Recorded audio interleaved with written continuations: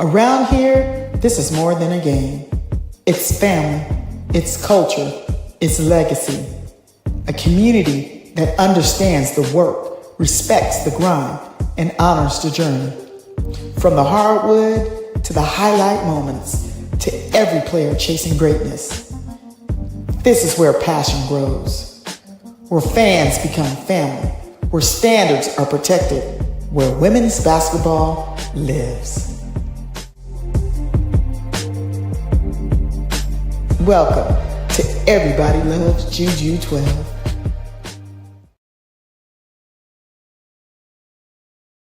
What's up? I came back later than I said I was going to be, and I don't know if y'all are up. I'm going to give it a few. Because I know my regulars are out of state.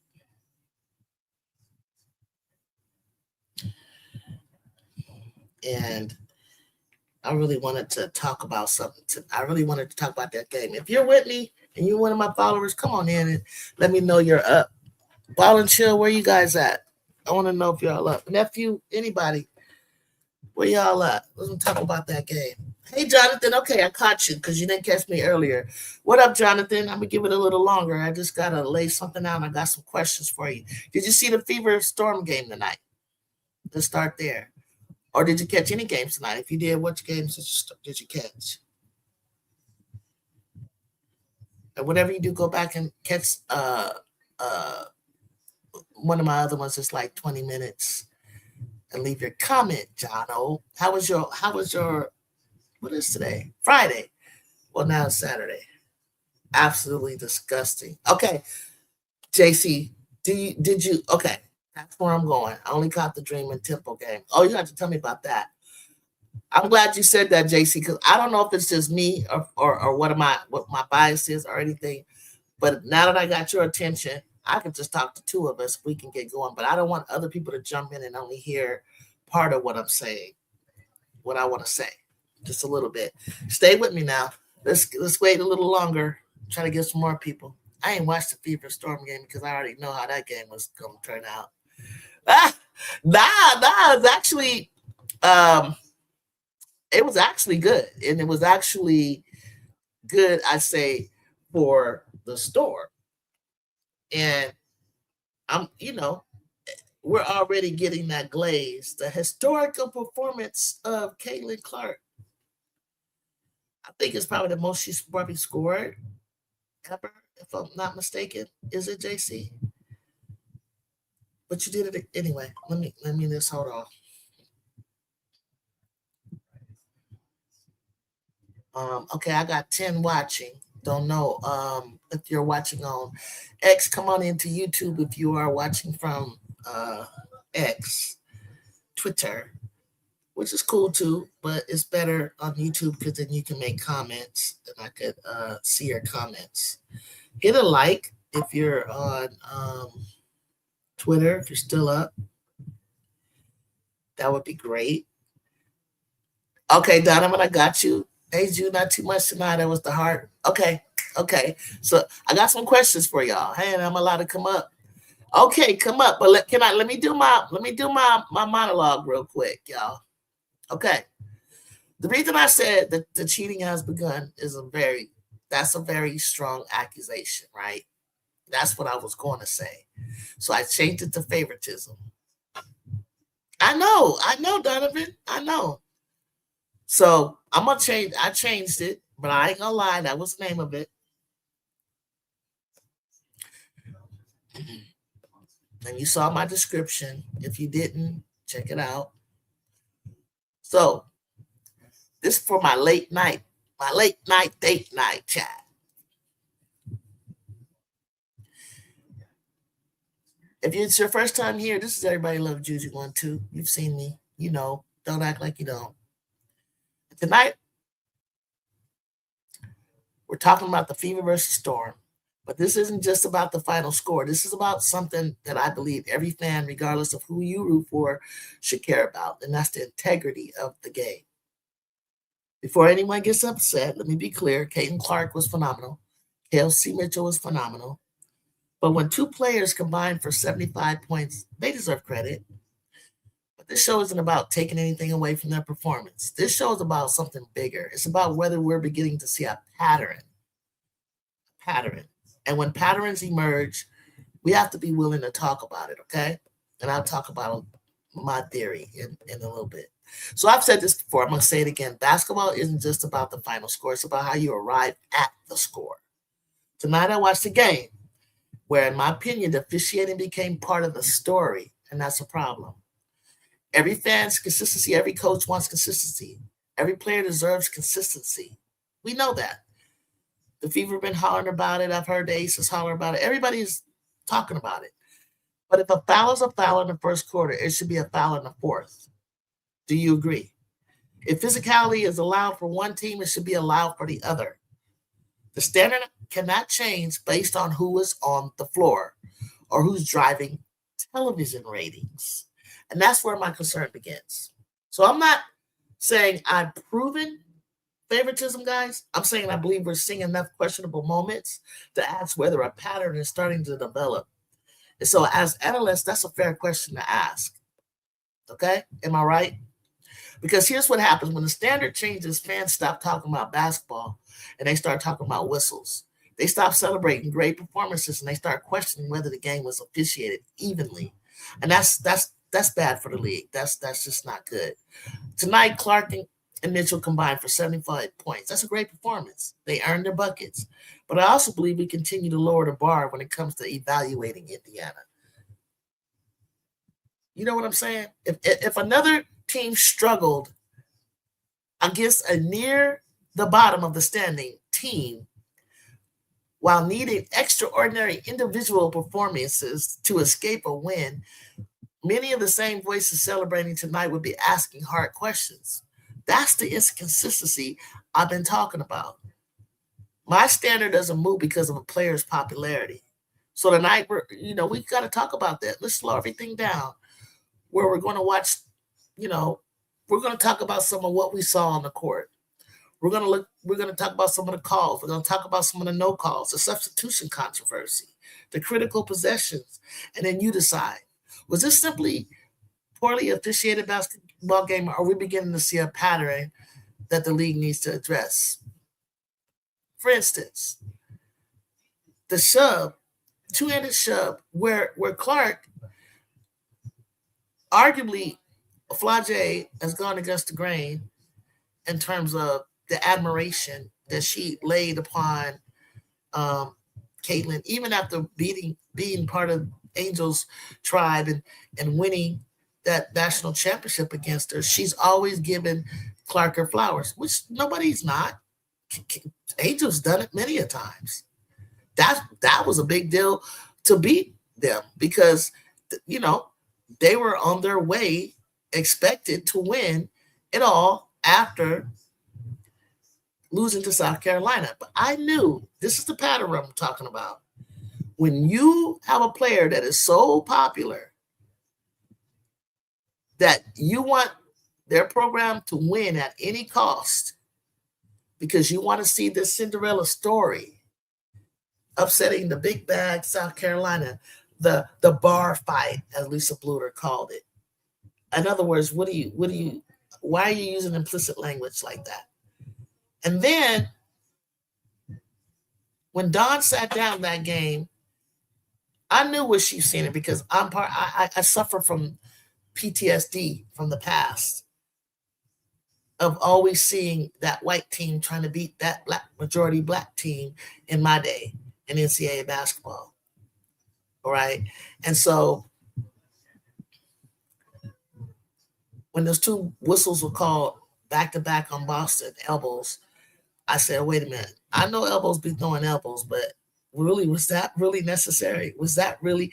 And I knew Dawn's face. I saw her expression. She didn't bark. Aaliyah was looking at her like, coach. And she didn't bring her in for a long time. And I said, you know what? It's going to be a long night. And Dawn knew it. And I'm not even going to argue. Same thing, like coach. So my thing is tonight with her two-handed shove of Flage to the ground, questionable call. I think another one that bothered me was, how are you letting Clark into the game when Heidelman has the ball at the free throw? Donovan, can you explain that? How do you let her back into the game and break the whole flow of Heidelman when she misses that free throw as a result? Anybody else have an example you want to bring up while I bring up Jacob? Anybody else have an example that you want to share of questionable calls that led to the win? I had one more and I can't remember what it was. But things like that shifts the momentum. And you mentioned Malanga. There you go, Jacob. CC legendary performance, 45 and 10. Hey, it's great. It's great if you're excited about that. If you're excited about a near bottom. No, it's not even near bottom. They are the bottom of the league. See, that's what we're talking about. You get excited about a player who has load management, rest, and then you have this. You're struggling to beat a last place team. You have this extra. Let her do it against the Minnesota Aces or Valks, and then I can kind of get behind this hype. Can you help me? Can you explain it?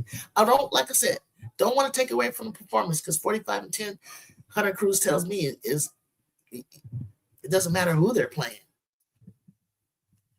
But when Hannah had 44 points and 16 steals, is that the same as Juju having 38 points, 11 rebounds, 8 blocks, 6 for 9? No, it's not. Against the number one team in the country, and you upset an undefeated team at that moment? No. Those moments are not the same. But go off, you guys. And that's what I'd be talking about, celebrating mediocrity. Act like you've been here before. I don't even think she was necessarily pleased with the performance, because it should be that way. You understand what I'm saying? Don't take that and think that's a slap in the face, like we told you she would. Don't do that. Like, could you beat up on one of the most inexperienced teams in the W? Exactly. Did you also have a problem with anything you saw with the officiating? A pattern? Do you see a trend? You want to know what the pattern, another pattern and trend I don't like? The officials, there's the law, the politics. I need a job. This is my summer job that's going to help take me into the next job.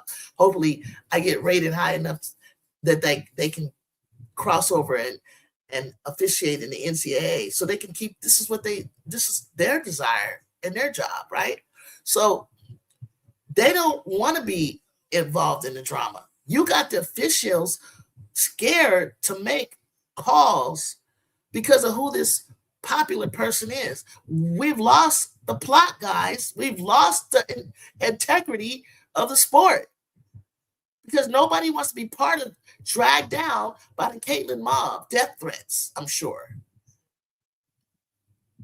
You don't know what they're experiencing. Then you got Adam Silver coming in with his take to cross over and tell us to suspend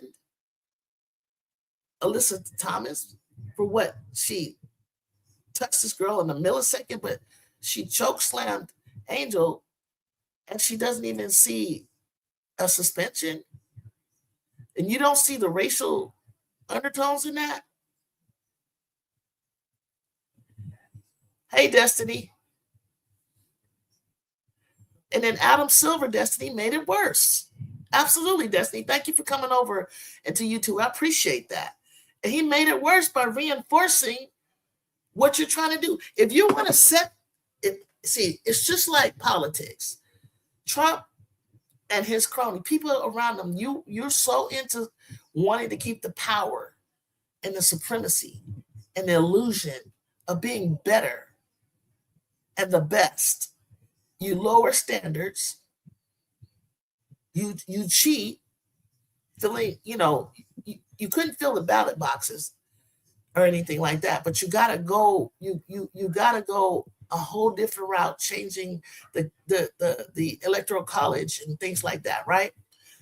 So everything starts, it's like, that's why nobody watches the NBA, because I've always heard rigged, and I got away from it a long time ago, but I see why they say stuff is rigged, because It's all about the dollar. It's all about the money. And if she's bringing in the money and she's the cash cow, well, you want to see the cash cow win at the expense of integrity. I can't do it. Let me read your comments. I don't want to ignore you guys. You're getting in here. Thank you very much. Hit that like button and subscribe if you will, Destiny. Okay. Let me read. You guys are coming in hot. I love it. Jacob, where are you? Why do you do that? Absolutely disgusting. The favoritism is showing. I only caught Dream Temple. Yep. I didn't watch the Fever game because I already know what was the outcome. After they didn't call that tech the last game, I saw this coming. Tell me a little bit more about that, JC. Hey, Ju, not too much tonight. I was hurt the way the ref did your team. Hey, Annie, I'm allowed to come up. Yes, I don't know where you are. Oh, I got you. My bad. Okay, that's Jacob. Them 20 plus free throws was crazy. I was just started watching it because 19 feet in the W was not okay. I don't care how bad Seattle is. What, Kyrie? Oh, 19 free throws in the W is not okay. Talk about it, Kyrie. You're free to talk about it. I mean, you had to go over and beyond to cheat for. You want to know why, you guys? Could you imagine that I wouldn't have thought anything about it too much because you got the bigs, but coach from Seattle, she went small when she had a chance to go big, but you didn't have Aaliyah, so if you would have lost that out, and you're trying to get this woman back into good health, into motion. So I wouldn't have thought too much of the loss because I've seen more so on the trend of Seattle starting to get better. You know what I mean? And they've had some really close games. So I wouldn't have thought too much, but they couldn't allow the optics of the last place team beating them. So they had cheated. You cheated at critical moments. They needed all 75 of them points. It looked like right. What do you think, Destiny? After that Congress letter, I can see exactly, JC. After the Congress letter, I can see this coming. But as a Storm fan, they have the suckiest whistle in the W.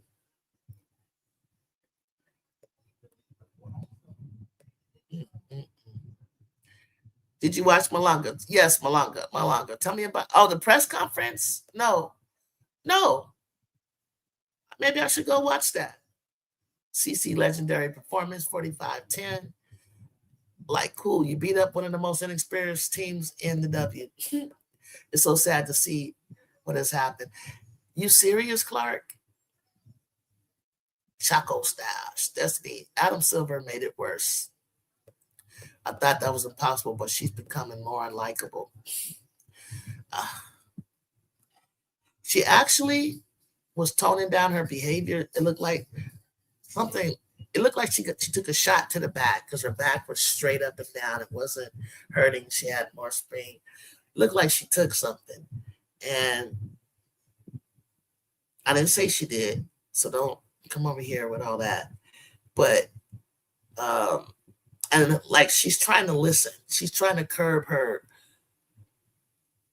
And then if she doesn't complain, then you got Lexi Hall. Shut up, girl. Every free throw was earned this game. Really? Because I didn't see a whole lot of fouling going on. Not a whole bunch of games when the Fever are playing are going to be rigged by the refs because they will call it in favor of Clark. Yes, Destiny. Exactly. And that's what I'm afraid of because you want to be right so much that you brought so much of this attention. But the crazy thing is, Destiny, I think it's backfiring. I'm seeing a lot of Clark fans really see through this bullshit. I did a show today. You should go watch Collision Show. They did a really good thing today on segment, and they're not. I don't think they care. Have a dog in the race, but they picked up immediately on a trend of politics and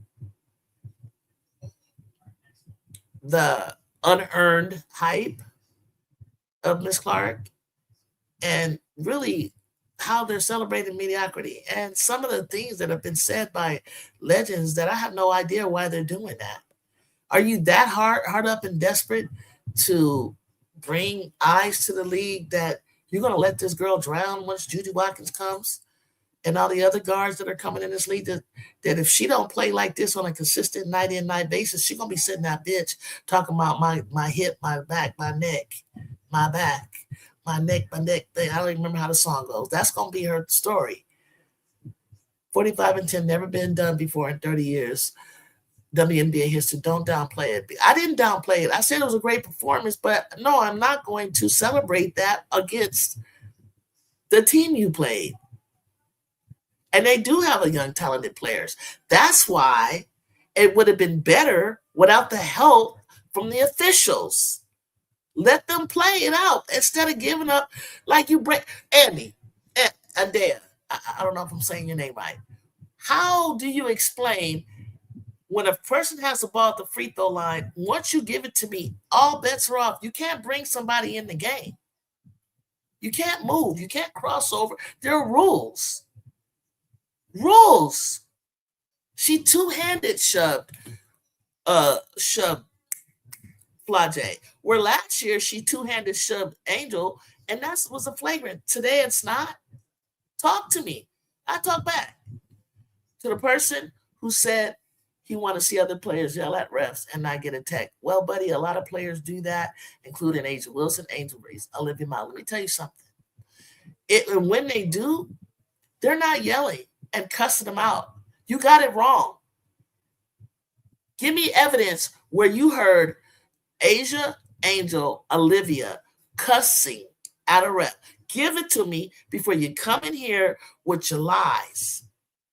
We're not just talking about yelling. We're talking about cussing them out, using curse words. That's what you want to do. You always want to compare, and you're wrong. Dead wrong.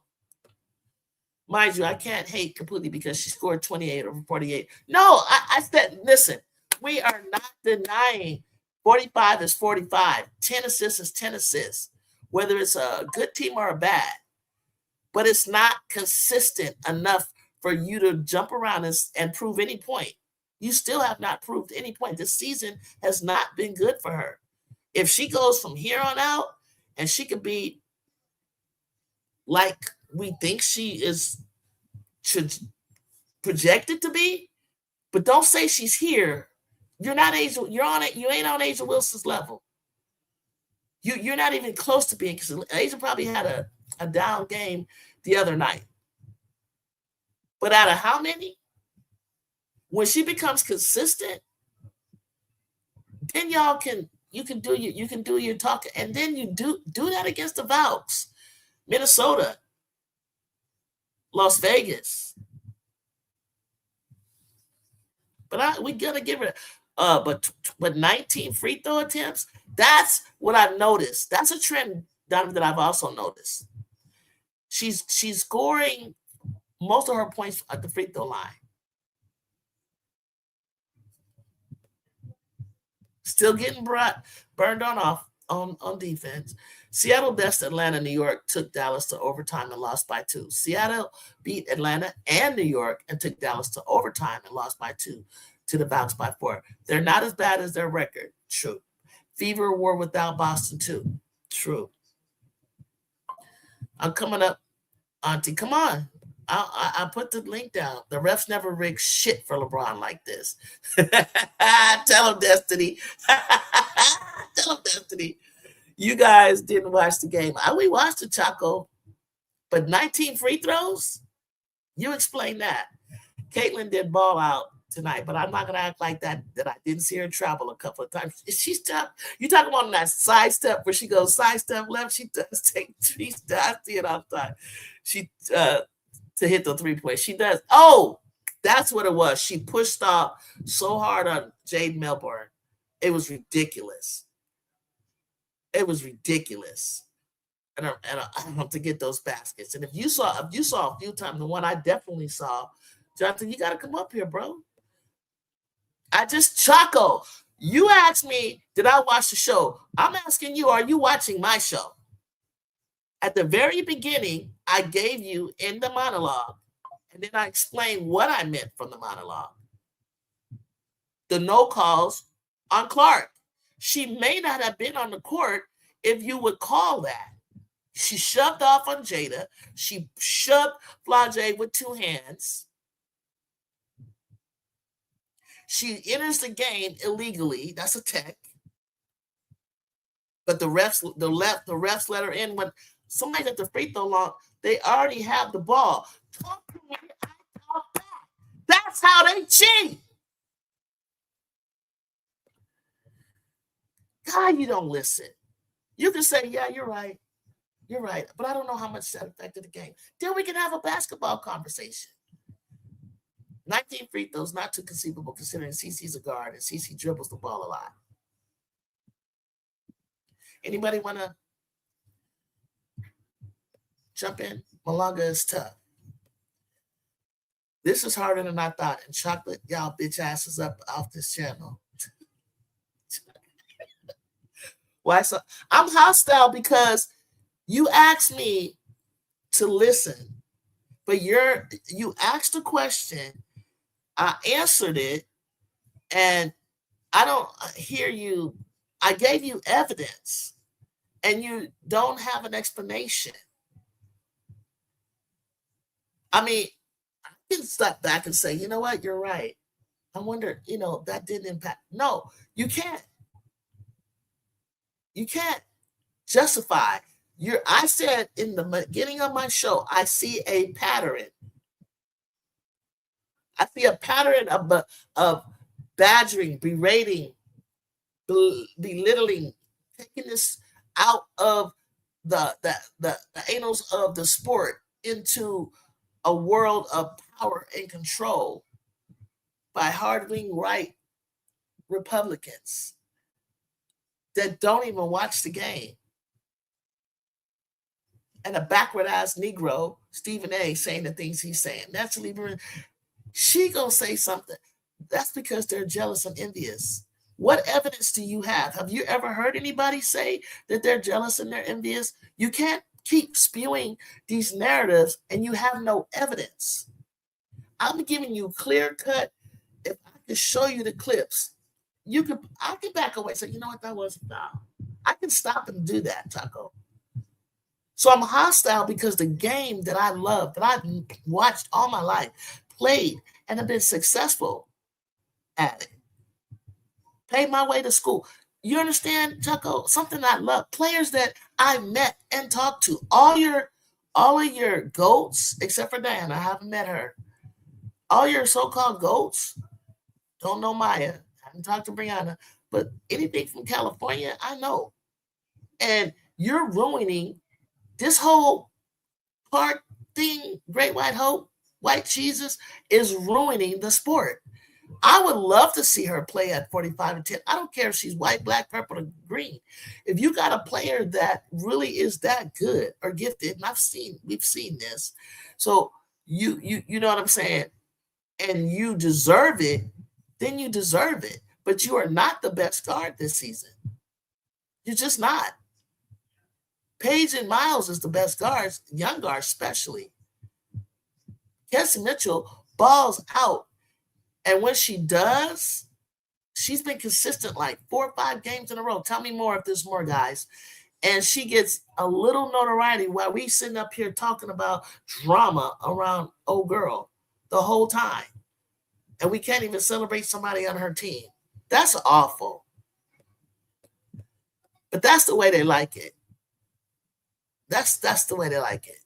You should watch Malanga's press. She talked about the refs. She did good because I want to go. I want to see that. But Drew, I'm going to tell you, ever since Skylar and Gabby called the refs out in 2024, the Storm have gotten the short end of the stick officiating. Like, that's crazy.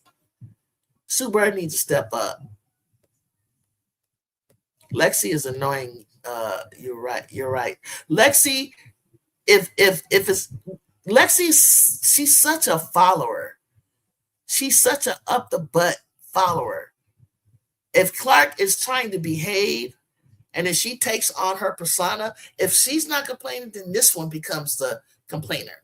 It's like, child, sit your ass down. I feel bad for any team that has them in the play. I feel so bad, Destiny. That's how I felt.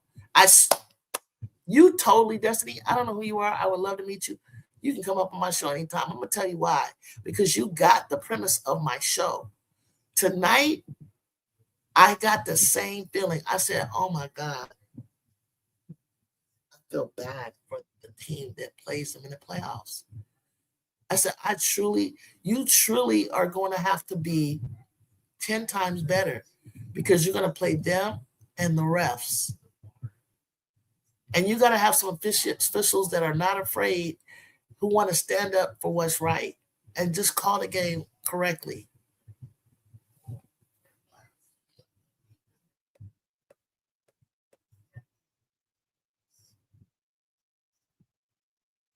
Okay, guys, anybody want to answer Brian Jackson?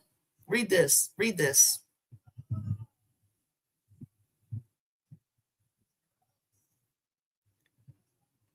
Okay, Brian, give me the evidence.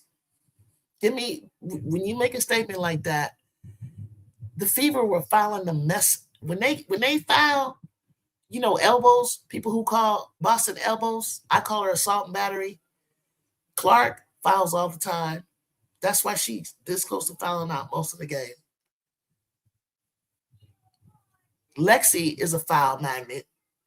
If you think those fouls are not real, then you didn't watch the game tonight, Brian.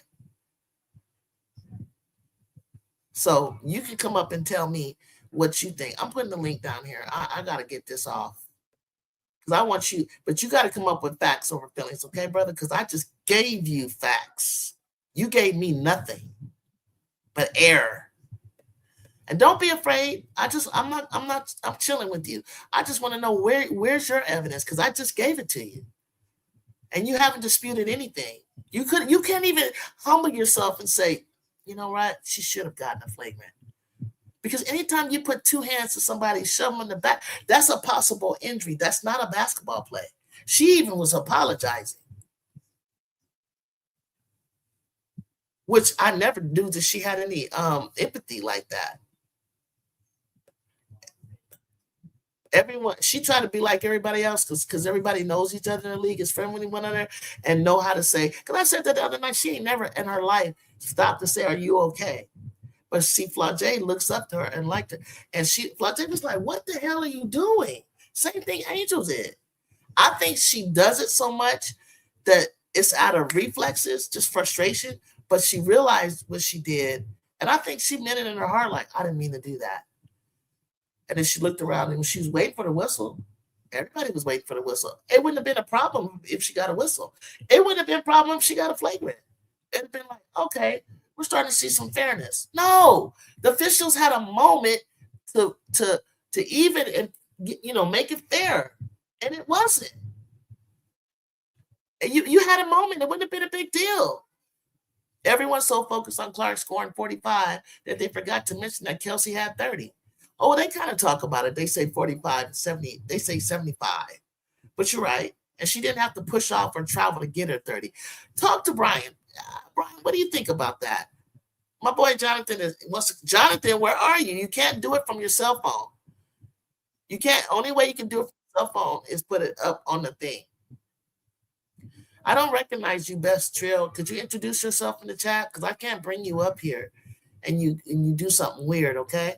That gets my stations cut down.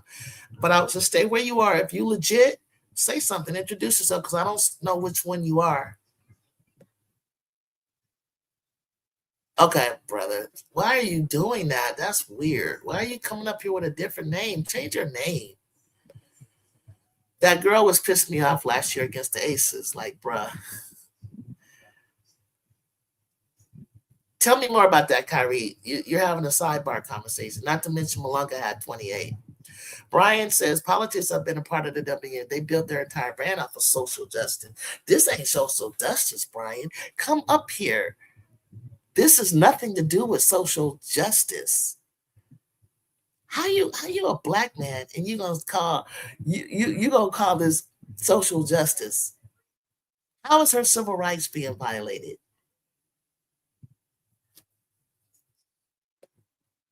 Politics has always been a part of it. Okay, I already read that. Every free throw Clark in the game earned. Y'all sound really bitter. No, I sound bitter when you mess with the integrity of the game, Chaco. That's what we're bitter about. We want the game to be. If the Fever were to win a championship and they were just the best team, do you think that they're the best team in the league right now? That's fine. If you legitimately feel that way, that's I'm sorry. I can see where the girls are now. I'm sorry, girls. I'm sorry. Sorry about that. I should have said that. I should have said my name. My bad. No biggie. No, but Chaco, why do we have to sound bitter? I don't sound bitter about anybody winning. It's how you won. You understand? 45 and 10 assists against a young, weaker Seattle team who are like the second or third worst team in the league. No, actually, I went to ESPN to see where they were ranked because I had no idea. I kind of had an idea about the top four, and they were at the bottom. No need to downplay her. Who is down? Hey, Jacob, has anybody in the chat down? Let me ask you. I don't know who he's talking to.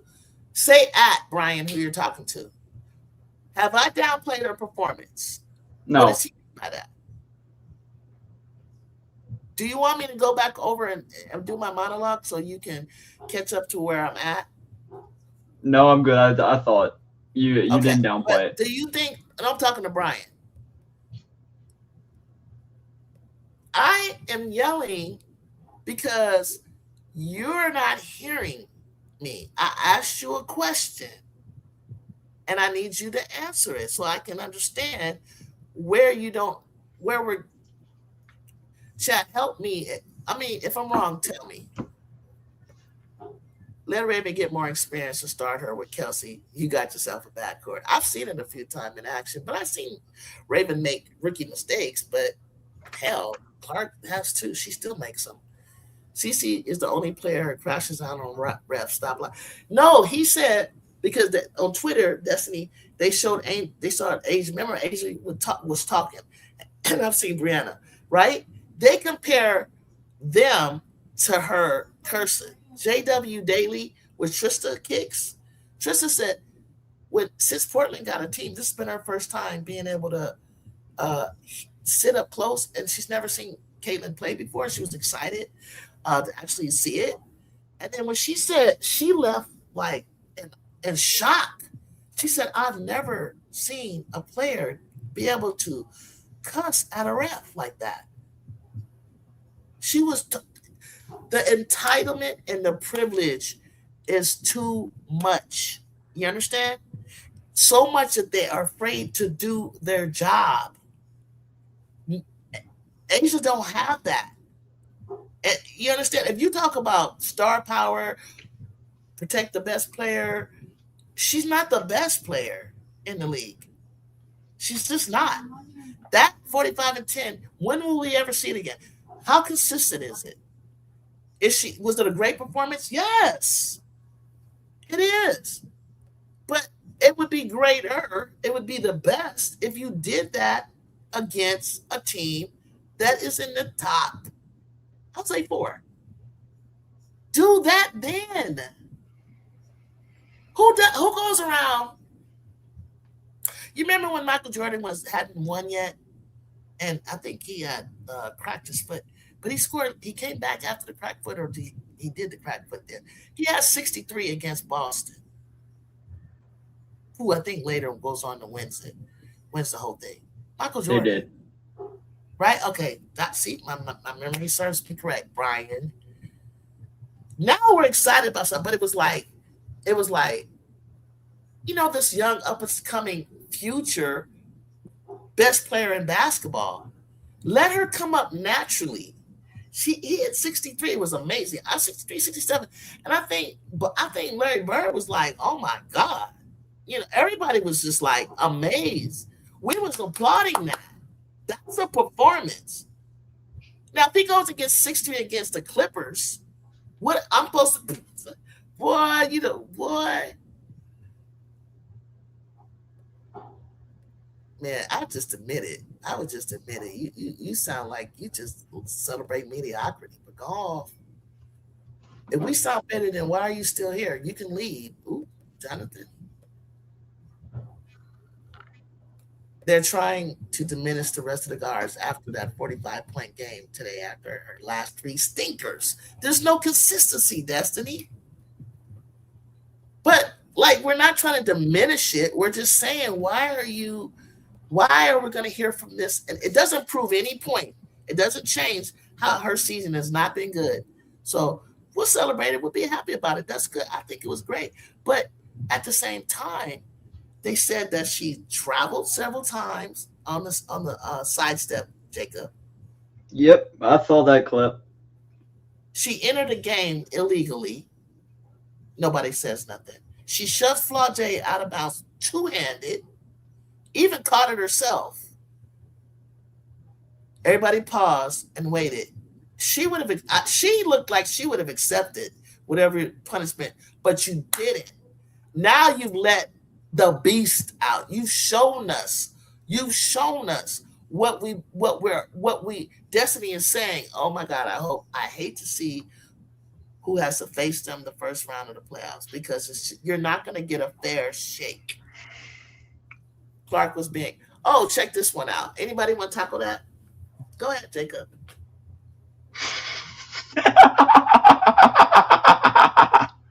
Oh my God, she's the perimeter player. People were compared to the Angel Reese's free throw. The difference is the Angel Reese is the post player. No.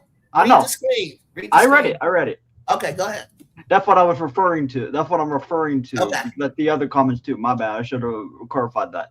So y'all are saying, she was acting all nice. She earned every free throw. But there are literally. But she's a perimeter player. Not that many perimeter players. Exactly. One that doesn't even drive to the basket. You're not going to get that many. Yeah, I got you. And there's calls where they touch her one time. It's like a little tap. They're going to call that shit.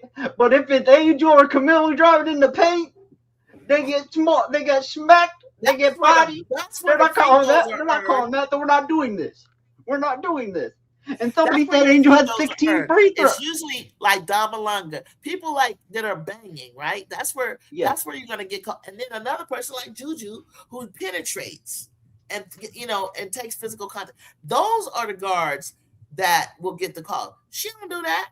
And if she does, she gets a blow by because they were screening the heck out of Jade so she couldn't, and they didn't rotate over fast enough. Now, if it's a late rotation, give it to her. She got the foul. Who's this? Go ahead, take that one, Jonathan. Sorry, you will make that up since you're CC's. Oops, Jonathan. Come on, Jonathan. How you doing?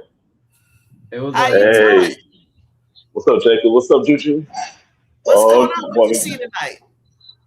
Good to see you too, man. These fake ass basketball flash Clark fans got me all hot tonight with all their lies telling.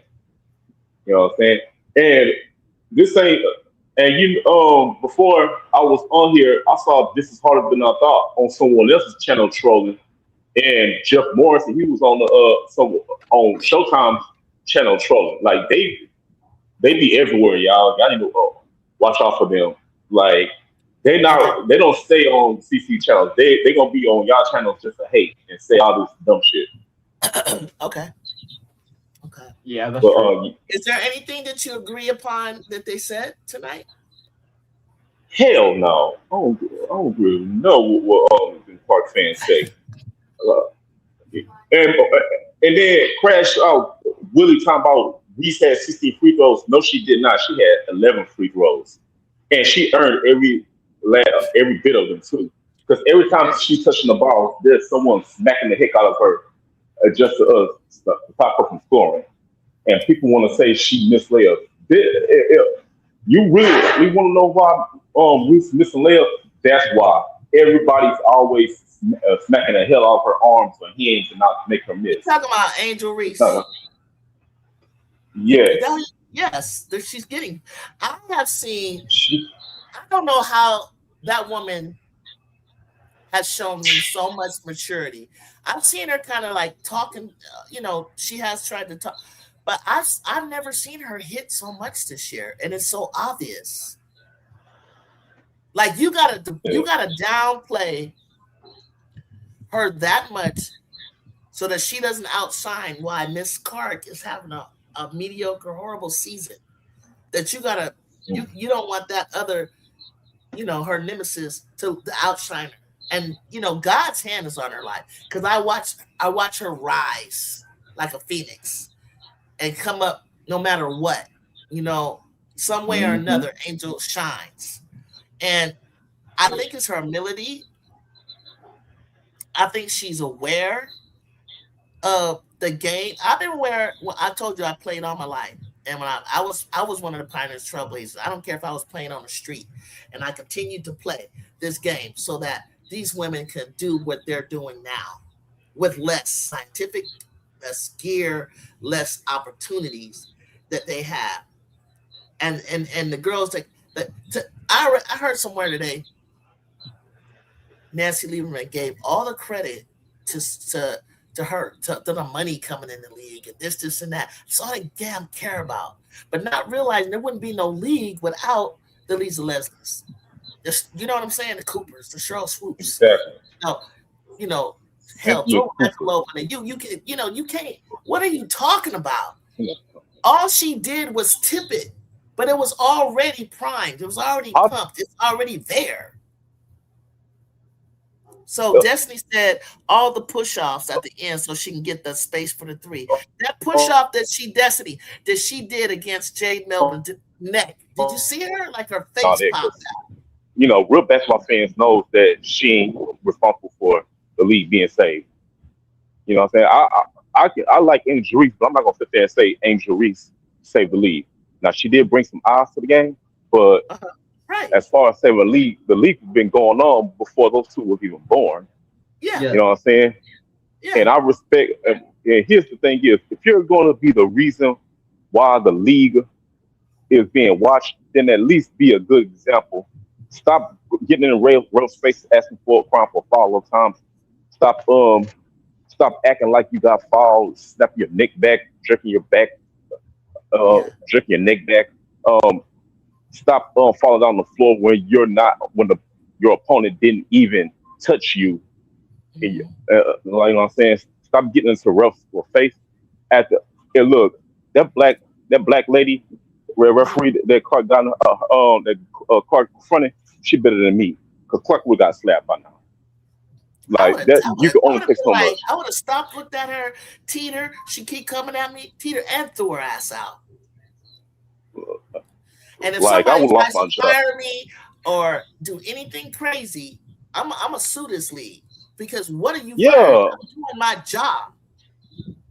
Like all this stuff, like if their friends are coming their way or something, I'm gonna do just what Chelsea did and say, here, this is what I'm turning this over to the FBI because you are not gonna intimidate me over a basketball game. A basketball game, like, are we serious right now? Like, are we serious you calling right Chelsea a ugly N-word, and you expect not for that to not be put out on blast? I tried to look up that guy's Facebook. His account was nowhere to be found ever since that.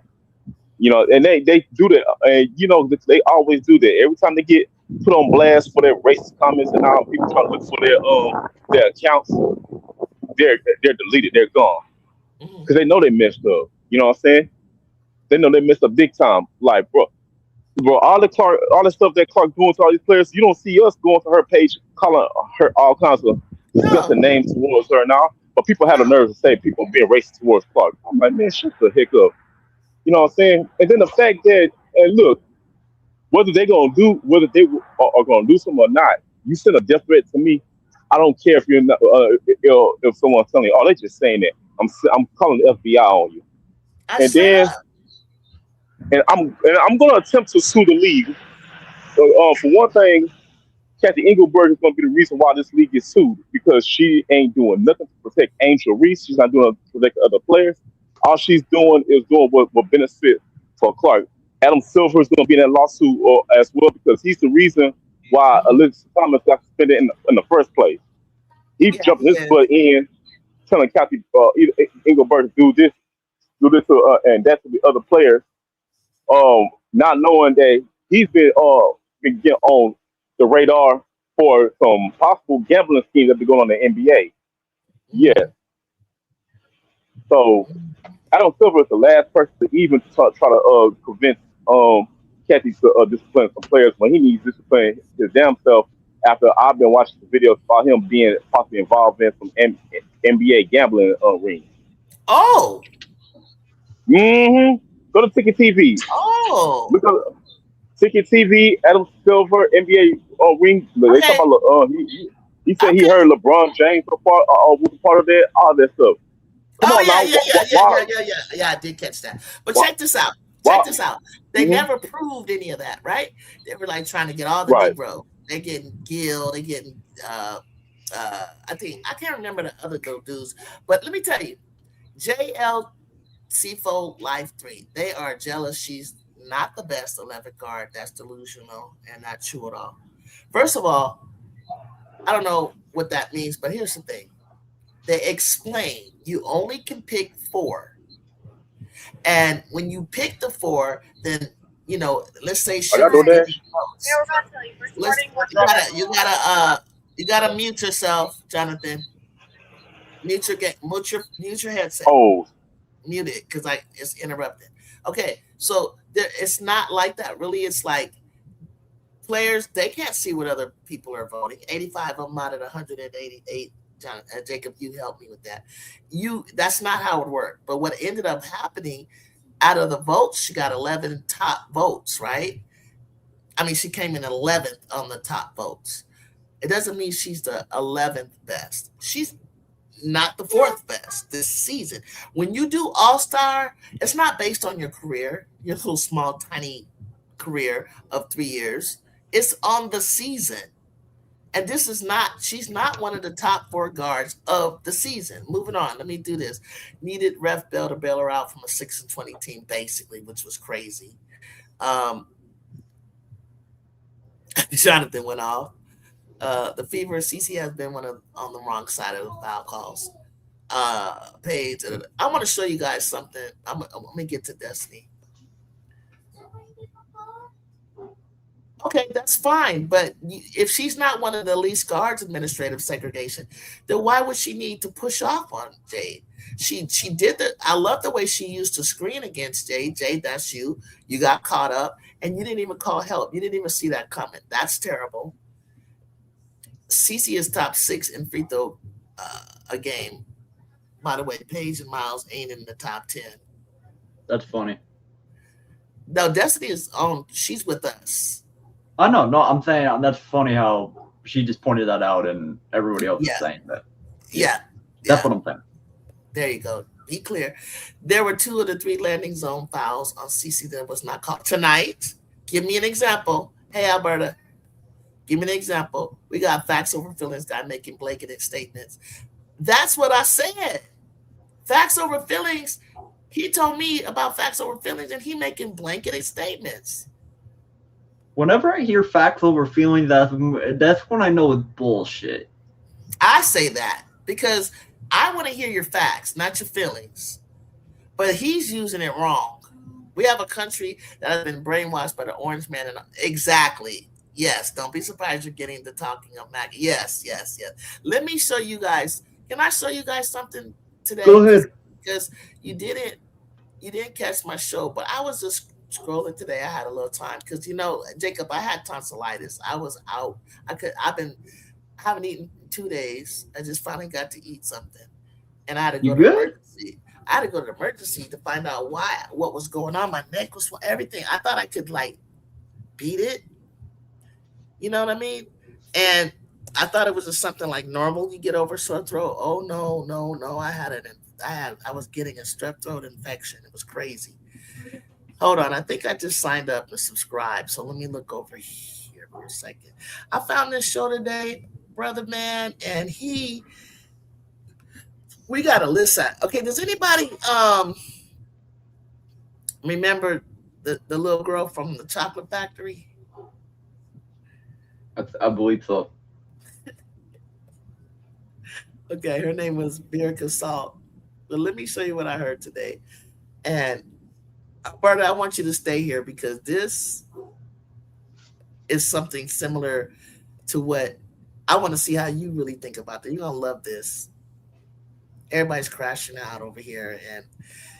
And Jonathan, I want you to stay tuned. I want you to listen to something because I'm gonna go political on you. I found this show today. Destiny, stay here. I got some intelligent people in here, and I want you guys to check this out today. What I heard. Destiny, Alberta, all of you guys, stay tuned. And I would love to hear your take on this. Because this was so good. I couldn't have said it any better. So I'm gonna minimize us, Jacob. I got you. Because this was just too good to not share this with you. All right. Is this the best I can do with moving us out the way? Okay, here we go. Can you hear me? Yes. You can hear me? Okay. Are y'all ready for this? Listen to this. Some of it I had to start laughing, but on the real though, this is good. For tuning in at the bottom of the hour, we got to talk about Caitlin Clark and the latest with her own on-court antics and what they say to us. We also need to talk about this World Cup final, Argentina versus Spain, the political repercussions of such. And then we got to talk a little more about these ESPYs. But I digress. First and foremost, Atan Thomas, you really wanted to talk about this, and frankly, I do too. What's the latest we're seeing from Caitlin Clark, and what do we think about this? So, Chuck, you can explain it too, because I saw you tweet about it. You explain it? Break it down real quick. Start, Chuck. I can explain it. Caitlin Clark is morphing into John McEnroe and not the player John That's so true. You said Danny Ainge, which I thought was a great comparison. I said Danny Ainge before too. It's not good enough. It's not good enough. It's not good enough, DZ. McEnroe's better. McEnroe's better. Danny Ainge, better. John McEnroe and his petulance. For those who don't know about John McEnroe's petulance, Google it. But the difference is, at least McEnroe got a tech here and there. Last night, it was the latest meltdown. There was a play, pretty good defense. I watched the video many times. I didn't see any foul. Okay. We come back to the other end, and no foul was called. No foul was called, and I think that was the correct call. We come back to the other end, whistle blown, and Caitlin Clark just throws another tantrum. Lights into the referee. Lights into that ref. That any other player who they lit into would have got a tech. In the history of myself watching basketball in the NBA, would have got a tech, to the point where the level of privilege Caitlin Clark has, the refs are scared to be part of the story now. This is how big the mob is. That's my interpretation of that. And this is coming a day after another meltdown.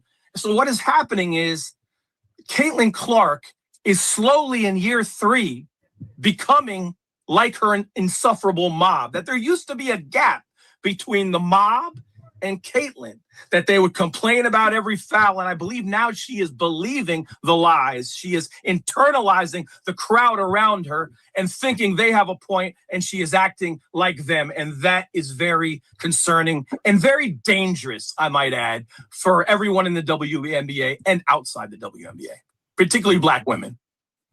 Yeah, and I'll throw it to you, Atan, for your thoughts on the latest antics. But I want to throw out there that at that game, she was 4 for 14 from the field and 1 for 8 on 3-pointers. Now, I'm not taking that as a cheap shot because, her stats across the board are quite good. She's a very, very deserving all-star, all of that. But I want to point out that she puts up some stinkers sometimes.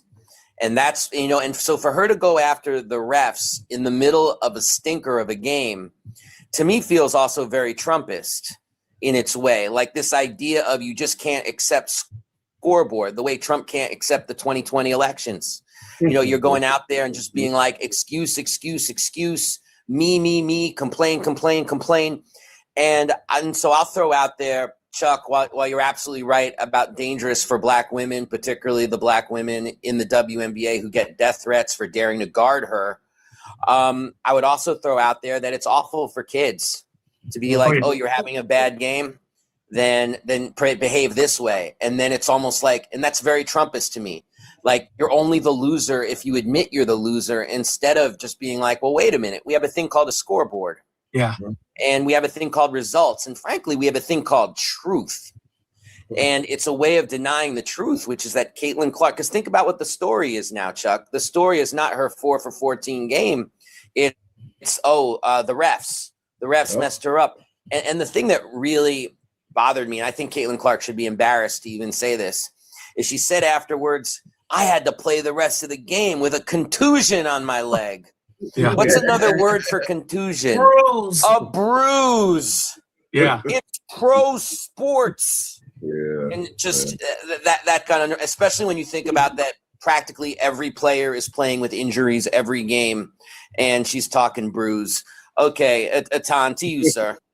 Let me just say quickly, we can go on to the World Cup, but I agree with both of you.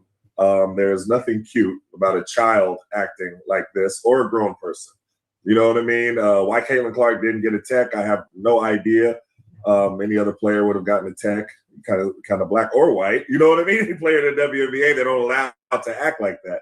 But I want to add one more element to it. Last week you said she reminded you of Danny Ainge, Dave, Chuck. You said John McEnroe. That's a good one. Do you remember the girl in the red dress from the Charlie and the Chocolate Factory who always threw tantrums whenever they didn't get their Veruca Salt. There we go, Veruca Salt. That's who she reminds me of. That's a good memory. That is hilarious. That's who she reminds me of.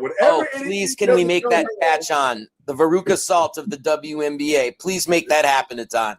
That's what I saw when I was looking at the clip. I was like, she was throwing a full-out tantrum. I was like, wow. And then it's the coddling. You know what I mean? And the ref, who's black, she coddled her. And then you show the videos of when she's had that same interaction with her before. And it, they reminded me of this coach. I ain't gonna say the coach's name that coddled this other little girl on Baby Sierra's team. That's what it reminded me of a few years ago. And that's all I thought of. And I'm like, wow, this is a problem, because it's also happening in the school system. And you see little white girls throw complete tantrums and be treated and coddled, and it's okay, and rub their back and everything like that. Whereas black girls would tell you, you know what I mean? They roll their eyes and suck their teeth. They're like getting body slammed by the school police officer or whatever they're called. And so the real double standard is illuminated because other players are not allowed to do what Caitlin Clark does. So it definitely is a problem. Yeah. Wow. Yeah, no, you're right. In the broader sense, on numerous levels. And, there's this expression, with great power comes great responsibility. And I feel like Caitlin Clark, as somebody who a lot of people do look to, does not exercise that responsibility well in any way, shape, or form. Compare her to somebody like Olivia Miles or Paige Beckers, who also have great power in the league. And you think about the way they comport themselves. I mean, we're really talking about night and day. And this is actually a good segue to the World Cup, because... Can I slip one more thing in? Go ahead, please. Because there's something bigger that's going on that I think is somewhat related, in that I thought 3 years ago she would be a top 3 player by now, and she absolutely is not. And she's not even close. And Kareem had some words yesterday that got some attention. He said Clark is very good, possibly a great player, but calling any one player the face of the league, absence the sort of on-court dominance of a Michael Jordan or LeBron, is an insult to an awful lot of great players. And he was getting pushback from the mob, but I would agree with that. And what we hear from the mob is, listen, she's a cash cow, protect her like Gretzky and MJ and Tiger. But we have to say something. Serena won the U.S. Open at age 17. Gretzky, as a rookie, won the Hart Trophy, was immediately the most dominant 19 years old. Tiger won a Masters at 21.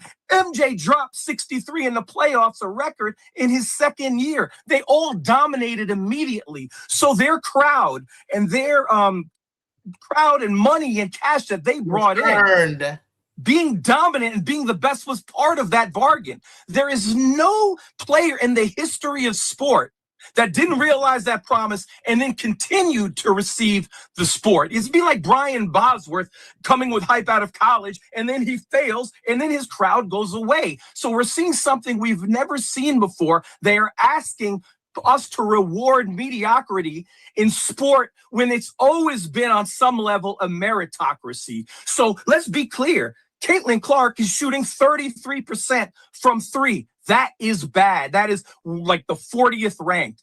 She has win shares, a advanced stat that's very popular. She's number 40 in win share. There's no advanced stat that she's below number 20. She's not in the top 10 at all. We have to be real about this and look at her shooting percentage and be real. And then the worst part is, for the future, is that she's not ascending. Her record turnovers the first year have barely been mitigated. Paige Beckers shot 33% as a rookie from 3. Now she's at 38%.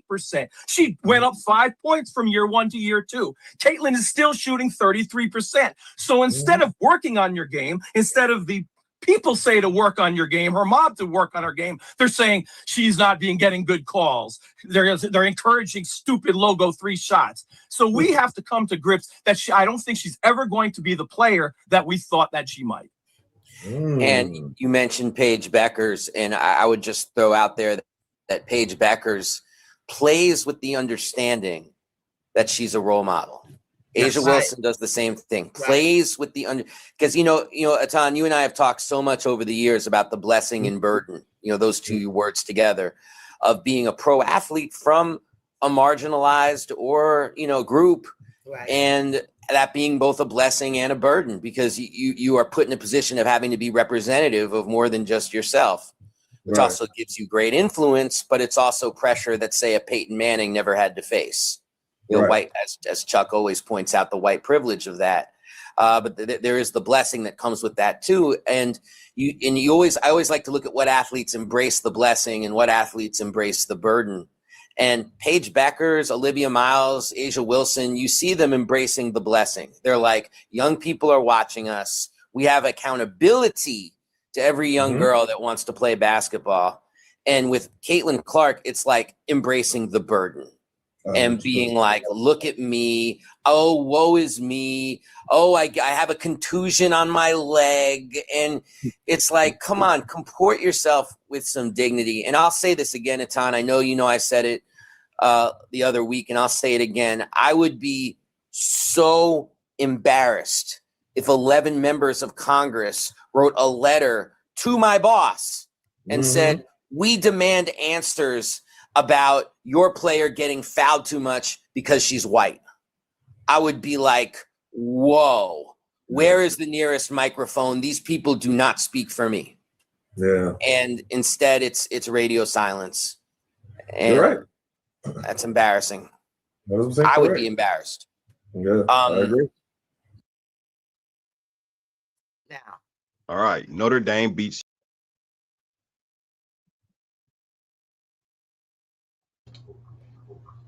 Hey, shout out Live Mike though, because the video fucked up. Shout out Live Mike though.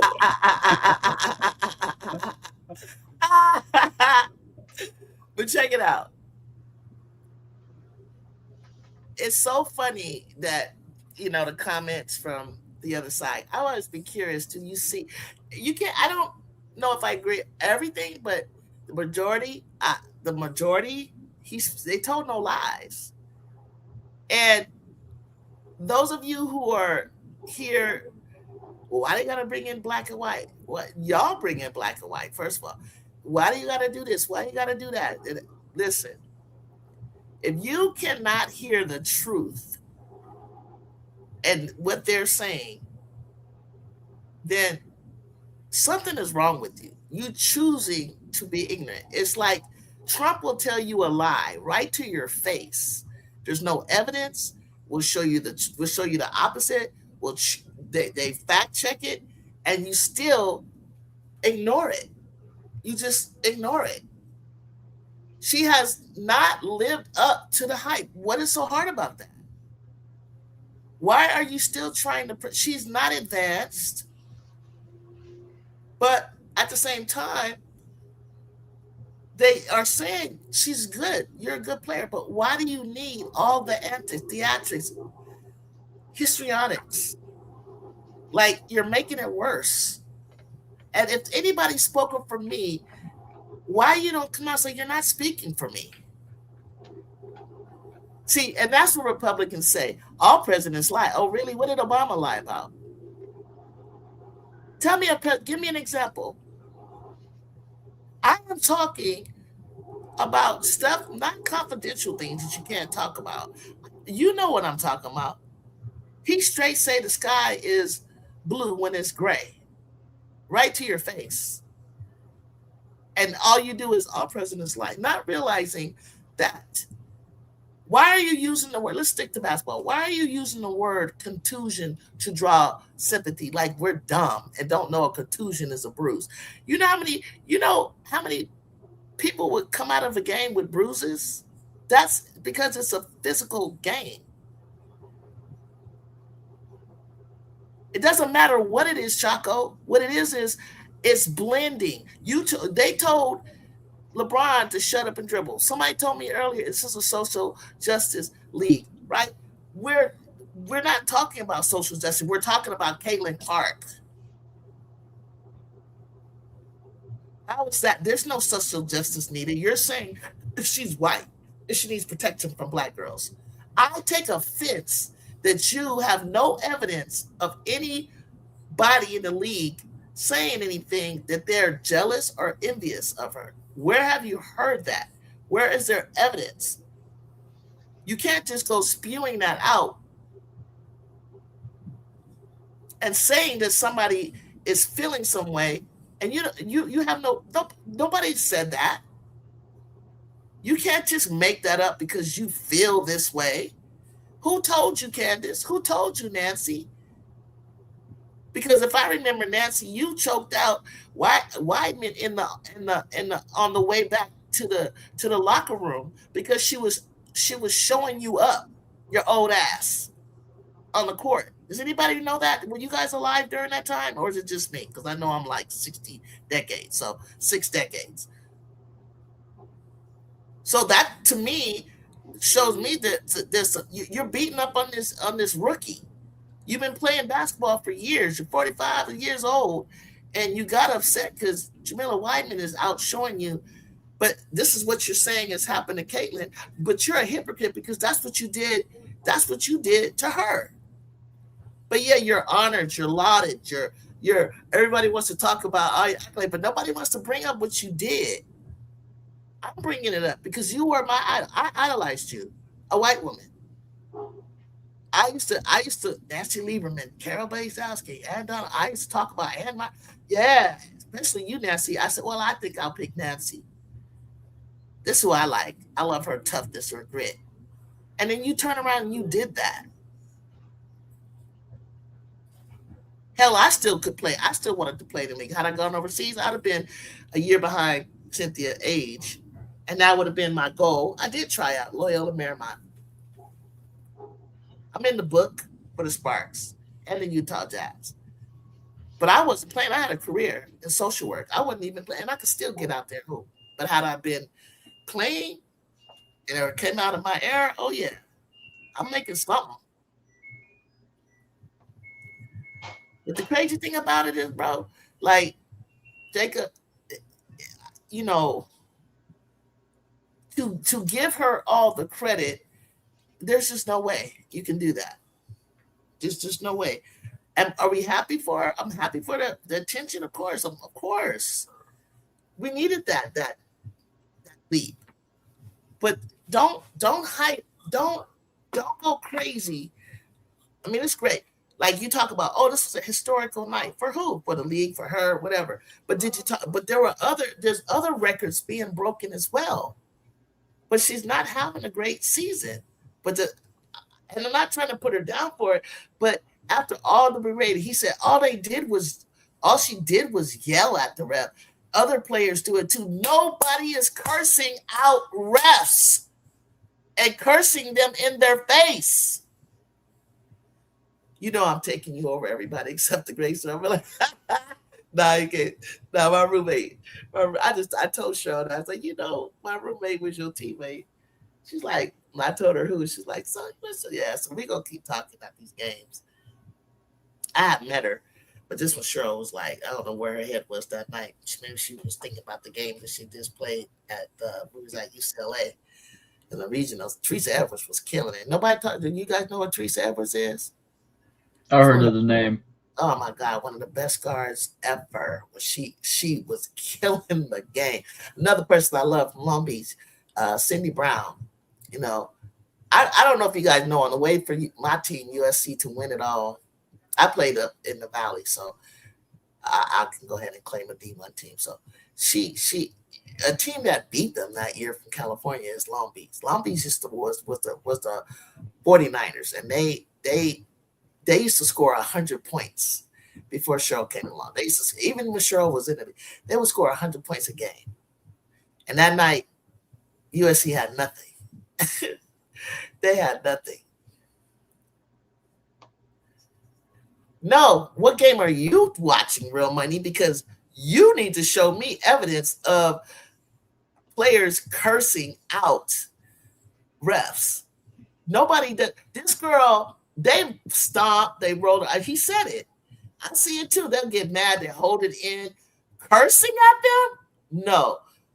I got a legitimate person on JD Daily, Trista, legitimate. Nobody slapped, nobody sued her. Nobody's come after her. She said, I was sitting right there and I'm listening and I'm hearing her. She said, she was shocked. Because she said, I've never seen any player be able to do that. When you're giving somebody that much power, you're ruining the game.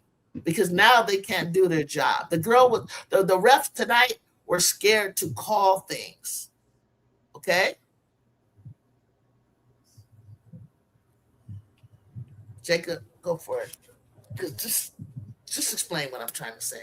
Look at these comments. Well, let me see. They don't see. They enable this girl. They're okay with her behavior. Hey, so Angel, hey, I think Angel did things less worse than what Caitlyn does, and she gets text. So we're not. No. We're not gonna do this. And I think the comments. Oh, y'all are dumb. Y'all are crazy. Dumb. Y'all are crazy. You guys are so anxious for your right Jesus that you can't even see the truth. And he broke down something that I use all the time, win shares. And he used something else. She's not impacting the game. She's impacting her. She's impacting her. All they care about was she put butts in the seat. Yes, she lost a lot of butts in the seat. I thought the league was gonna fold. You thought the fever were gonna flow. They got past the first round without her, with a whole brand new. That's a coach. You're trying to get rid of their coach. Their coach managed all those injuries and kept bringing in players and advancing more and further and further without her. That's called win shares.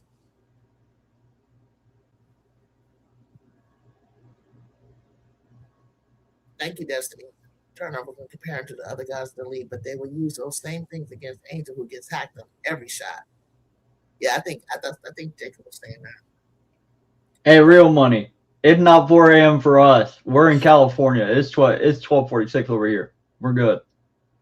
I don't know where you got 4 a.m. from. I don't know if you're from where you're at is 4 a.m., but it's not 4 a.m. for us. Where's in Vietnam? Where's 4 a.m. at? No, y'all up at 4 a.m. talking about how bad she is. Yeah, I don't know where you got 4 a.m. Like Auntie said. Oh, I'm with you, Time. Cooper. I got Cooper over Cheryl. It's 3-time MVP in this. Yeah, in the finals of the WNBA. Because that's how Coop was since high school. When it comes to when she get in the championship, she's gonna win. Only time she couldn't get that third win was when Jody Conrad in Texas beat the crap out of Cheryl in that game.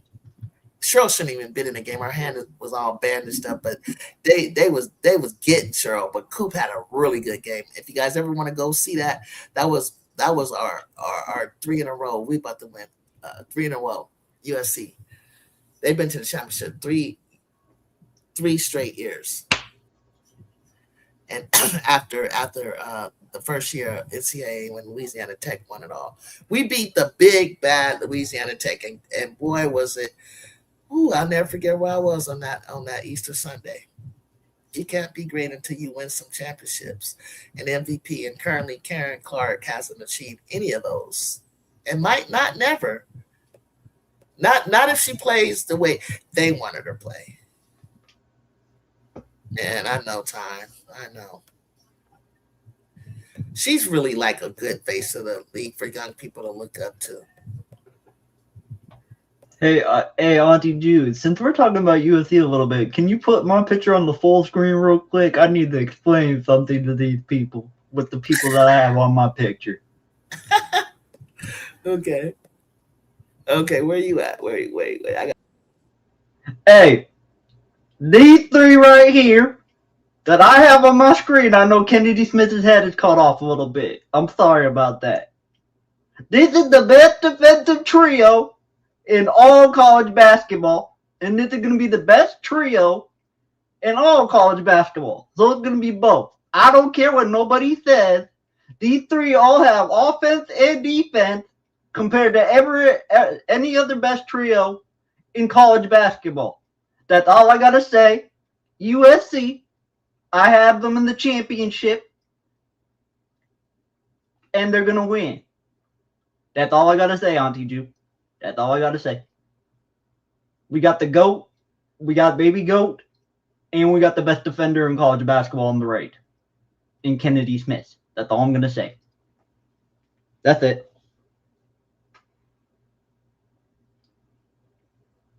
Hey, Kyrie, we not doing this. I don't know where you went, but don't do this.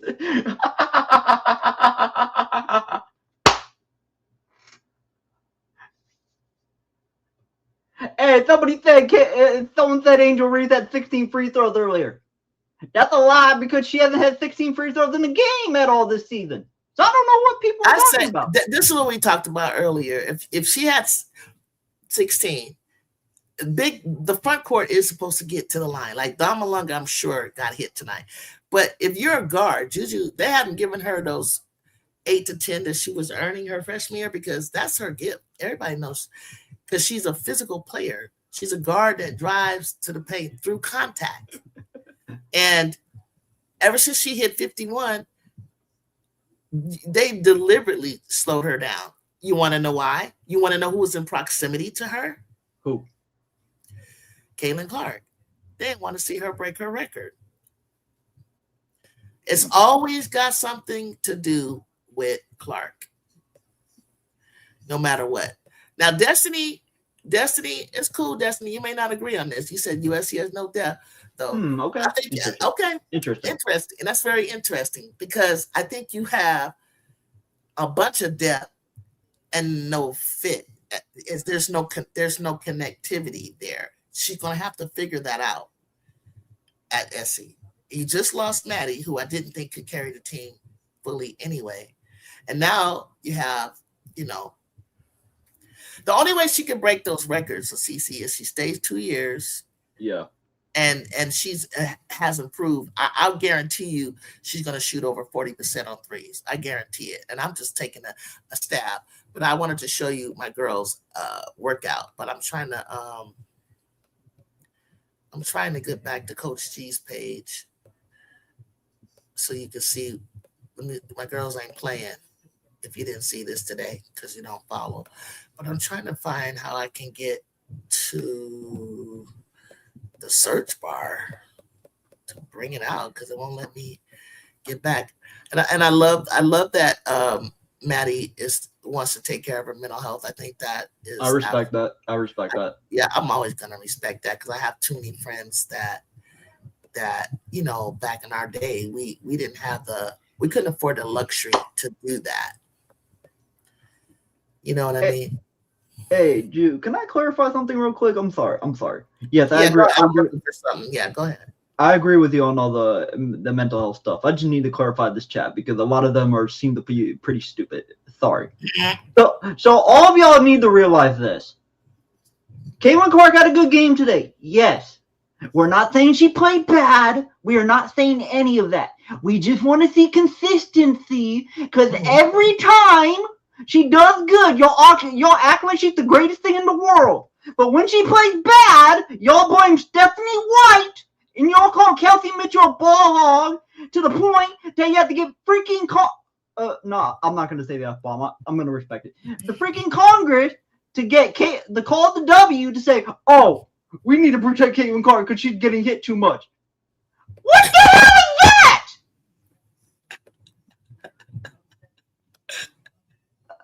Okay, let me show what I wanted to show real quick. But I hear you, Jake. Oh, I saw that. I said, like, the fire station that's lit. Yeah. Let me bring it out. 7:00 in the morning. This is what my Trojans are doing. I know they were tired as hell.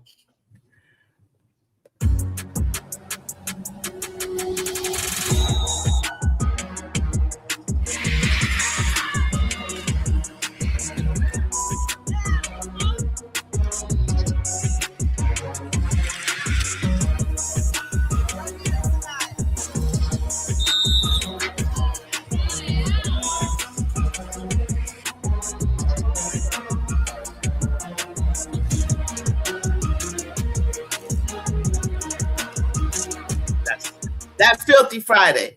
Now, every Friday they do something different. And what's good about this is, like, in this part of the conditioning in the summer is really good to do alternative training like that, because it helps develop different muscles. They're also doing yoga. I saw they're working out on the football field. Juju has already shown me what her body is transforming into. You know, for the most part, I think they're all bought in. They're all bought in. Sarah got there at the end of June. She's ready. She's gonna be ready to go. But I think I don't really see it, Jacob. I really see it. It'll be Gamecock. I'm gonna give the Gamecock, but I think the Gamecocks are gonna go through adversity. But adversity and pressure builds diamonds. And I will give them credit for that. And Dawn will get there, but she stunk it up once she got there. 2 times. Hey, Drew, don't say that, because we don't want people coming in the chat. We don't want people to come into the chat saying, like, oh, y'all ain't gonna do shit. Anyway, they stunk it up. They got blown out twice. And that's because I said the ecosystem was off, because Chosen was I want to say they were supposed to be there, but I believe in destiny, and I believe in everything happens for a reason. It didn't happen that way, so that's why. That's fine. That's fine. But here's the thing. I know that chance to play them is going to come. We had our chance with UConn. We never needed to have a chance with Texas. We had a scrimmage with them and had beat them. Nobody knows about. It was a private scrimmage. And then we have lost to Hannah, but we didn't have Kennedy. And then when we played them again, we didn't have Jude. So we need our full team. But what I love about this team this year is I've always known the vision of Coach Gottlieb. I've always known what Dawn is not going to say, Gino's not going to give credit until she wins with the concept of free flow pro style, read and react, positionless basketball. She's not gonna get the credit until she wins that championship with it. But she was right there on the precipice. I already know she was right there on the edge. I don't care. Nobody says her sophomore year we're gonna win, but that's okay. I like the way that it's gonna turn out because the pieces that she has now are exactly the pieces. I don't know what else I would want to add. She could probably find 2 or more people, but and that's just to really back up in case anything happens or back up and give rest to other players because there's going to be so many blowouts. But how they have Duke where they ranked them, I don't know. Michigan, what they have is that they had consistency with chemistry of the same players. Whether Holloway gets better. Olsen, I love, is strong, but she's like a soccer player to me, right? She can only do so much. Sila is hot and cold like a microwave. I don't know what to say, but she got to work out with Dinah Trossi. And I think they added another piece. I can't remember Courtney Ogden from Stanford, right? Okay, cool. I seen Courtney up close in the Bay Area when I went to the Invisalign Classic. Small, short, whatever. Not worried about the Big Ten. UConn, I like Vacosa the most, and Sarah Strong. That's who I like. But Vacosa going to go through her lane. She's going to go through her. He put some real good non-conference games. I don't expect him to have to win them all, but he needs to have those games under his belt because of the weak conference that he has. So, but I think he always makes it to the Final Four, so I'll give him that. Almost always, right? Or always. Almost always. Yeah, almost always. Yeah, almost always. Chicago and Bear Beauty want to talk about LSU with me. I don't know what they can do. I like kind of like what I do like those players that Texas brought in. But I think it would have been better with Justice Carlton and Jordan Lee still there. And I like nobody's giving them credit. I like Notre Dame. I like to play. And I'm not saying they're going to be I know that Hannah wants to get beyond the Elite Eight this time again, of course. So I would never count her out. That's it. I don't really feel like the team that the 2 teams they had I don't believe any of the teams that are above us should be there. And since you guys want to, I have to give the experience. Well, experience, I guess, with the coach for Dawn and Tessa, Joyce, who else? Chloe has won a championship, so Watkins. Ashwin. Yeah, I'm gonna give them that credit, but those 4 are not enough. They're just not. And we got the best player in college basketball, hands down. Period. Chaco said, "Who you got in the cup? Who you got in the cup in World Cup?" Jacob. Do you watch? My bro. Sometimes. Not much. Is it Argentina or something like that? I don't know. Think of like Argentina and Spain. I think it's those 2. I believe so. Who you got, Chaco?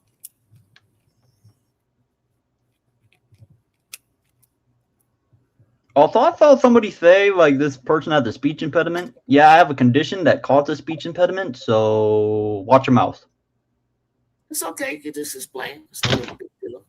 If you want, if you choose. No, I'm not gonna explain, but yeah don't. Not sure what you mean. I'm missing something. The channel profile says this is a place. Exactly. We're talking who? Oh, Spain. Well, but I gave you a topic tonight, so I'm not sure what happened. But I always got to throw in USC because it's really a USC centric. I always got to make sure I throw that in every night. There must be a reason for Kennedy's current condition. Wonder what it is. I don't know. We were talking mental health earlier. I've heard something unknown love. I think Caitlin suffers from the pressure as well. I think she's got some mental health, and I don't think there's anything wrong with that. I definitely feel like if you get help and you need treatment and help, definitely do what you got to do. There's a lot of pressure going on because of all the betting, all of the people behind the scenes, all the pressure that's put on her. I loved her attitude tonight. It was a much better. She started to dip back and get overly excited, and I've seen her working on something that she must be working on. But then Lexi Hall started with the bullshit. I was like, girl, will you just play? Some things you should go to your coach.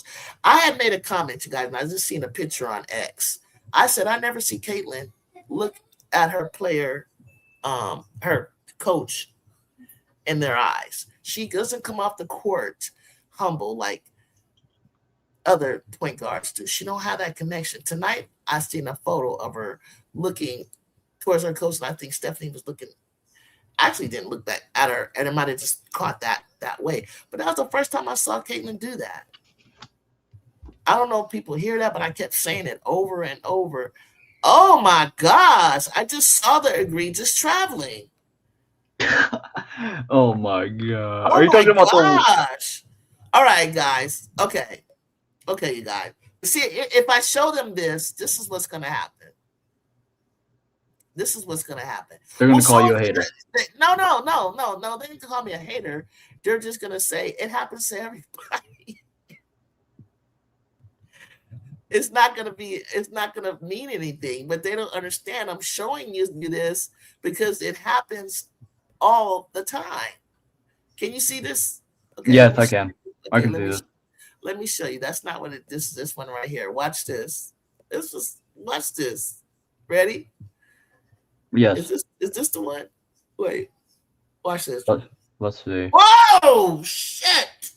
I couldn't see nothing because they teleported. Okay, come on, look. 1, 2, 3. Oh, that's a travel.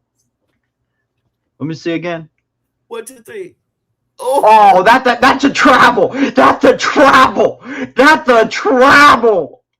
But this is what she does all the time. But this was even more worse. Look. Oh my god! Look at this. Oh my gosh, you guys. Oh my gosh. This is what we be talking about. Destiny, you still up? That is so bad. I'm not gonna lie, y'all can't defend. Hey, y'all Caitlyn fans in the chat, y'all can't defend that. That was dog shit. Jimmy said he's rather old. She doesn't look like Methody in the eyes because she knows SW is trying to hit her. What the hell? What are you talking about? I should let you know I'm rather old. I don't know what old is because I think I'm probably the oldest here, but I don't consider myself old. You shouldn't either.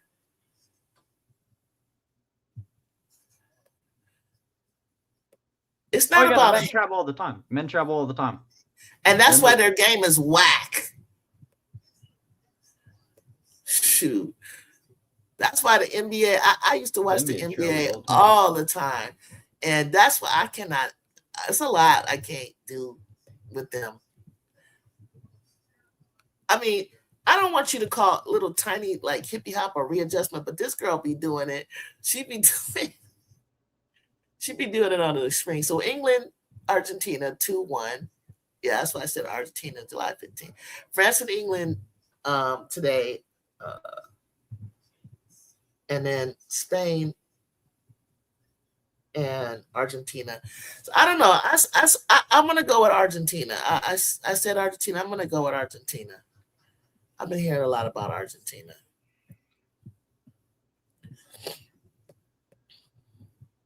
Oh no, we're just saying that to travel. We're not saying we acknowledge that she had a great game. We're not saying anything about that. We're just saying that was the bad travel. That's all we're saying. No, the name of my show, The Favoritism Has Begun. Okay? What I said at the top of the show, I think this is about something I believe every fan, regardless of who you root for, should care about, and the integrity of the game, I said. But before anyone gets upset, let's be clear. Caitlin Clark was phenomenal. Kelsey Mitchell was phenomenal. When two players combined for 75 points, they deserve credit. This show isn't about taking away from their performance. And this is what I be talking about, how somebody talked about cognitive dissonance as if we have it. You have it. Because if you didn't watch from the beginning, you would have heard, unless you're saying that I'm going into something that rejects what takes away from me saying it was a phenomenal game. I'm gonna continue. The show is about something bigger. And of course we got into asking questions and people wanted to share their opinions. I'm gonna allow it. But it's about whether we begin to see a pattern. And when patterns emerge, we have to be willing to talk about it. So I said that, I'm going to say it again. Basketball isn't just about the final score. It's about how did you arrive to the score? Are you following me, Jacob? How did you get there? I follow you. Today, I watched the game. In my opinion, the officiating became part of the story, and that's a problem, right? We all know that. Every fan wants consistency. Every coach wants consistency. Every player deserves consistency. If it's a foul in the first quarter.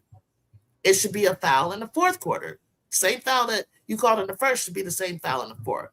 If physicality is allowed for one team, it should be allowed for the other. The standard cannot change based on who's on the floor and who's driving television ratings. And that's where my concern begins. I'm not saying I've proven any favoritism. I'm not saying I believe we're seeing enough questionable moments to ask whether a pattern is developing. As an analyst, that's a fair question to ask. But because here's what happens when standard changes. Fans stop talking about basketball and we start talking about the whistle. So the standard is changing. They stop celebrating great performances like we saw tonight. And we start questioning whether the game was officiated evenly. And that's not good for the league. Tonight, Clark Mitchell combined for 75 points. That's a great performance. They earned their buckets. But I also believe we continue to lower the bar when it comes to evaluating Indiana. We lower the bar. If another team struggled against a team near the bottom of the standings while needing an extraordinary individual performance to escape with a win, what you did. Many of them same voices celebrating tonight would be asking hard questions. The inconsistency is what I've been talking about. My standard doesn't move because of the player's popularity. So tonight we were slowing everything down. We looked at some film. We talked about some calls, no calls, substitution controversy, which I had a problem with. You can't give a player the ball on the free throw line, blow the whistle, take it so that somebody could come in. That is egregious. If that's not favoritism, it's at a critical point in the game, right? Heidemann needed those 2 buckets to stay up in the game. Or tie it. I can't remember, right? You allow your best shooter to come into the game. That's kind of, if that's not clear to you that something is wrong, what if Juju was out of the game? You got her to the side and she gets to come back in illegally and she scores the winning bucket. How would you feel if she did that against your favorite team or the team that you're rooting for, that you want to see win? And it's for the marbles. Let's say it's for the championship. Wouldn't that be crazy? Yep. It would be. Or what if it was the opposite? What if it was the opposite and Caitlin was on the line and we put in the best defender that was getting at her all night. When you had her out, perfect, and you're trying to keep her on the sideline, don't make no mistake. You're not trying to let them get a timeout or whatever. And yeah, because she did it. She had the ball in her hand, and they were trying to get a review in, right? And coach was real slow at Seattle. We're trying to decide. Caitlin knew it. Caitlin had a little grin on her face, like, I got the ball. You can't do nothing. Like, I'm about to shoot this ball. Why is everybody pausing? I got the ball. She knew because she knows the game very well. But as soon as Heidemann had the ball, she looked around. She didn't get the same fair treatment. That's all I got to say to you. That's what I need you guys to understand. Win the game. Fine. Do what you got to do. But do it with integrity. Listen, I'll be the first to say, you know what? That was bad. We didn't deserve that. You know what I'm saying? So-and-so traveled on my team. You know what I'm saying? That was travel. I'm not going to say, oh, they traveled 2 times before that. No, it doesn't. That's not how it balances out. Okay. That's not how it works. That was clearly makes you question the integrity and the fairness, right? And things like that, guys. That's I'm analyzing it. I don't know if I'm overanalyzing it according to you all, but you got to think about it, what I'm saying. You got to realize there's truth to this. I gave you evidence. And I know you can't come up here. You can go back and say, Jude, go to timestamp, blah, blah, blah. Look at this play. And look how it affected the Fever in the game, because that was a bad, missed call, I'll say. You can't. You haven't.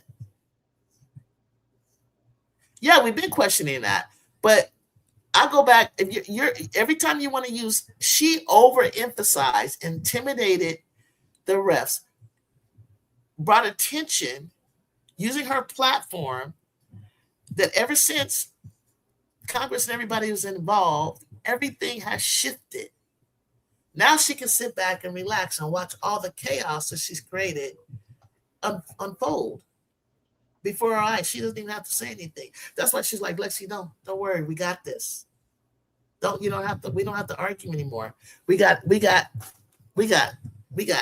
others doing it for us now. That's embarrassing. And that's why Destiny made a good point and said, I feel sorry whoever has to play them in the playoffs, because if they are determined, just like the Lakers, that game when they played the Sacramento Monarchs in the Bay, and we found out years later that the officials were cheating for the Lakers, and Chris Webber didn't get his chance to get past them in the playoffs, and Jason and Bibby and all of them, those were flat out calls that were missed that we're sitting there looking at. Like, why did you even have to do that for the Lakers? Sacramento Kings, you said Monarchs. It's Sacramento Kings. Yeah, Sacramento Kings. That whole, and the story comes out. All this stuff is going to come out in the 30-30. I might be an old lady by the time older lady, but I'm going to be here to watch. I'm going to be 80 years old, finding like, oh, this is what was going on. Okay, that. No, you said that, Jimmy. I didn't never say that. You just said, next I'll be saying, why would I need to say that they play better with Aaliyah Boston? Why would I say that? Why? Y'all make no sense. Because you know why? Because they're driving. You trying to take. You are so funny. You think I'm gonna sit here have a race baiting conversation? You want me to say they play better with Kelsey? They play better with that. Kelsey's always in the game. She gave her life to the game. She almost died on the court. Caitlin gets a bump, a scratch, a touch, and she fall out. And this woman almost dying of a disease that happened to that year. I knew what it was, because for the first time I heard about it was my friend's husband had passed away 4 months prior with the same thing. They couldn't diagnose. They didn't know what happened to his kidneys, and he had all this. And then I saw this other thing on social media about her son, rhabdomyolysis. Yes, he died of that. And then this other little boy, he caught it after practice, coming home, and his legs were collapsing. And his mom rushed him just in time to the hospital, not recognizing the signs. So when I saw that she got taken to emergency, I said, that's rhabdomyolysis, because that's just more than cramping. That was more that they couldn't control that hydration. And the way that she collapsed was everything she had just told me her husband went through. And I said it. And then after I said it, a couple of I don't know, hours later, it was said. And I was like, wow, I guessed that. Because I'm a true athlete. I mean, track and field probably is where you will get something like that. Like where you got to be seriously hydrated to compete in. But I'm saying that because you brought her up. The only thing I might have said, and I'll still stand by it, yeah, I could put you in the kidney, definitely. And the one thing I will say is they have been playing better I wanted to see if the theory, Jacob, was because they watch their team very carefully, so I gotta respect that, right? So Yeah. I was trying to figure out, like, is the ball better in Caitlin's hand, or should they try something different? I think at the time, the way Caitlin was playing as she was just coming back, that it shouldn't have been. I think what they were doing was right until she gets healed. And then and then she can, like, today's might be the beginning of it being back in her hand. But to sit there and berate, you're not in practice. You don't know what goes on in practice. You don't know how much she's practicing with the team. Because when she was on the court, they had a better rhythm because they were used to playing without her. It's not a coaching problem. That coach is making an adjustment you know nothing about. You don't know what that girl, she's probably laying on the sideline with a heat pack on her back. And they're not used to. And then also, they play excellent defense. Their rotation and everything they be going at it. She can't figure that out. You know what I mean? So I think Stephanie's doing a wonderful job trying to utilize the talents and the gifts of Caitlin Clark. But she also has the talent of Aaliyah Boston. She also has talents of Kelsey Mitchell. She also has talent of Sophie Cunningham. She also has talent of Lexi Hall. She also has Timpson that she has to bring along. There are other people on your team. You cannot rely on, I can't even rely on Juju the whole time. She needs people around her. Especially this year. Asia needs people around her. You know? Every team needs people. You need teammate. It's not just one person. Better rhythm, you mean slow and lumbering with Mitchell dribbling for it out. No, she hasn't been dribbling 14 dribbles, Jimmy. She hasn't been doing that. She's been getting right to it. She's one of the quickest guards in the league. Actually, I got to say, I think Mitchell's the best shooting guard in the league. Not because she can shoot, but the position. That's what I'm saying. Her position. Nobody can step in front of her. Why would you say Kyrie doesn't even like the game? That girl is super fast. Mitchell's a bucket. I don't know what you're talking about. That's rude. Just because the score is the score does not mean it's a good game. I don't know. Mitchell had 3 straight. Let me see. Okay, this is what I'm gonna do. This is what I'm gonna do since they keep putting fever games on. Let's see. This is what I don't want to see, Jimmy. She had 45 and 10 against the lowest team in the league, right? So then is she gonna play the next game? And if she does, is she gonna have a 20-something point game and 10 assists game? Where's she gonna be? If she comes out with 25 and 10 and then she goes again, like Mitchell's not a point guard, so she shouldn't have to have all those assists. But what she does stay is 20 point, across, right? So let's say if Clark is the best, like better than everybody, she need to be 25 and 10 for the next 4 games at least. Because I've seen Paige have some moments this year. I've seen Marina Mayberry kill it. She ain't had 53 points. Shane broke that record this season. Yeah, but being a bucket's a good thing, Zero. Don't downgrade. How do you root for? I don't know. Cece's performance is only limited by how much Stephanie White uses her and can play her. I think it's only, but whose fault is that? She went to Iowa. She didn't go to South Carolina, USC, Texas, UConn. When Dirty Diana came out and Sue Bird, they had to transform their bodies to the next level because Gino stressed that.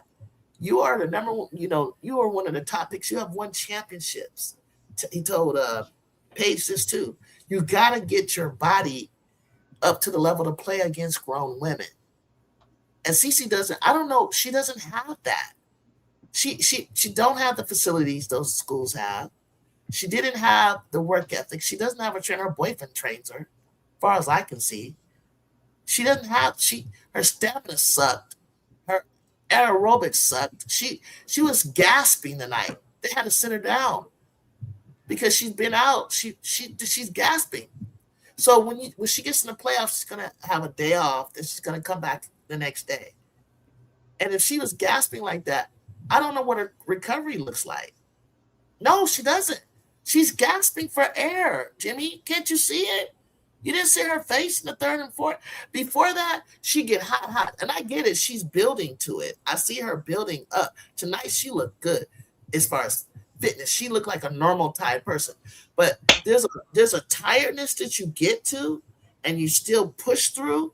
She hasn't pushed through to that other side and where your body continues to perform. Tonight was like the first time in the third and fourth. And Stephanie has to take her out to do the recovery, to get hydrated, to come back in. Because she's trying so hard to play defense. CC is trying. Her attitude, she almost looked like she didn't have that. I don't want to use those words. She didn't have a catatonic look to me. She didn't have a look on her face that like she was trying so hard.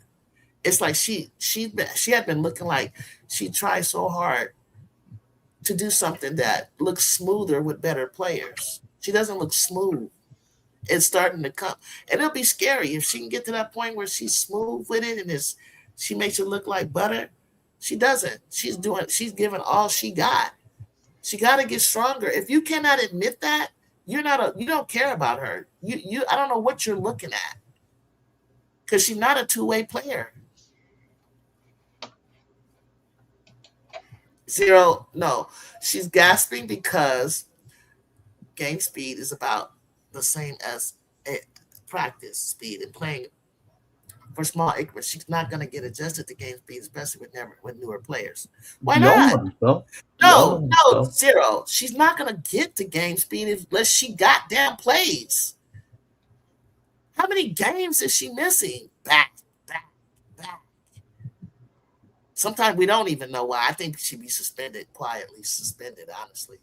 Sorry. No, I got you with the typos. I'm sorry for not reading it. I was reading it. I just didn't read it out loud, but Jacob can see it. If she didn't go to Indiana Fever, KM never make the playoff. I wouldn't say that because she had just got the number 1 pick from Boston, sir. She had the number 2 pick with Alyssa Smith. She had a championship person out of Natasha Howard. You know, Natasha has won like 3 or 4 championships, right? So Kelsey Mitchell was on her way. Nothing that Caitlin is doing is making her better. It made Boston a lot better, but she's not passing the bar to Kelsey. She did for the first time. I've seen the two of them clap with each other, but they're not like the best looking duo. The best looking duo, you know who I like? I love the combination of Miles, Kayla McBride, and Courtney Williams. Right? Jacob? Yes. And right now with Dallas Wings, you got Paige, Enrique, A.G. Fudd, and who else? Jessica Shepard. Yeah, that's a good combination right there. And then you got the Jackie and the Chelsea, but they not even looking as good as those guys. You got Veronica Burton and Gabby Williams. I'll take that duo over Kelsey and Caitlin. Their duo at the guard spot is not there yet. But it's June. It's July. It's still early. And like I said, she was gasping for air. You can see it on film, but I love the fact that she was pushing through until somebody looked at coach like, I want to take her out. She needs to sit down. And that's when she needed to catch her breath. Nothing wrong with that. Because that impressed me because that's like you're pushing through. Keep pushing through, Caitlin. Because you're not pushing through. And I don't think there was anything wrong with moving her off the ball. Because you know why? In modern basketball, it's about combo guards. It's not about a straight point guard. Because she got no left. She don't really go left except to pull up and shoot. She doesn't drive left. Could be wrong because this is your player. She don't got handles like that. So there's room for improvement for all players. Okay, that's the beauty of the game. That's every year you should come back with something new and something better, and I don't really see that with her. She passes to Cam. I've watched all Fever games. Cam doesn't pass the ball. CC is much true. Yeah, that's true. That's true. Thank you for that, Zero. I got you. So they're still working on the chemistry, and I don't even know if it's going to come from the top like that. But anyway, that's enough for that. I just wanted to shout that out, Jay. I got to go to Monster Jam tomorrow afternoon. I'll be back. What time are the games for tomorrow? My battery's about to die. My phone. Thank you for joining. Can I get a subscription, please? I'm trying to get to 800. And this is a channel that you're welcome as long as you are honest as best you can. And we have a basketball discussion. Thank you. I'm just listening to different takes. It's just basketball. It's just thank you, Robert. That's what I'm trying to make it. Oh, he said I don't know basketball. Okay, y'all talking to the wrong person. Y'all talking to the wrong person. Hey, y'all don't do that. Y'all talking to the wrong person.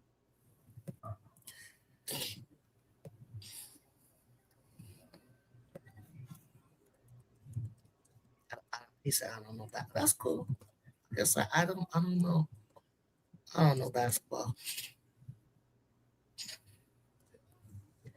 Should I do it? Should I do it for him? Hey, do whatever you want. Hey, it's your show, Auntie Ju. Do whatever you want. I mean, I ain't much. It ain't much though. It ain't much. It ain't really much. Fire Length, Liberty Fever, Mystic Valkyrie. That's the 3 games. The Valks play who? The Mystics. Okay. Can I just pop this up here real quick? Go ahead. Go cook. It's your show.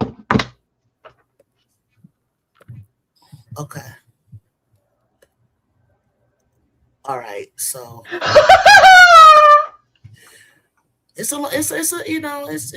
long time ago. You know, it's a long time ago, bruh. But that's my real nickname. This is in 2018. This is the city I'm from, where Tom Brady is from, Barry Bonds and Lynn Swan and John Madden. I can go on. This is the description. I'm a Hall of Fame, black, made of wood, da-da-da-da. I was dominant in the 80s for track and basketball, powerful sprinter to titles of 100 and 200, and it says all the meets. I averaged 29 points a game in 82. I went on to become an 86 NCAA All-American in the relay. So I'm doing 2 sports at the same time at a high level. So, and then I carried on to track and field. To college, which is very hard to do at that time. So let me show you. Let me show you a little something else too.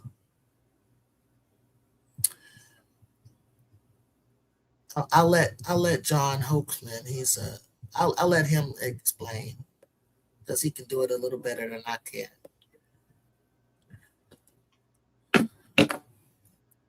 Before I close out, okay? Hope you guys are still awake.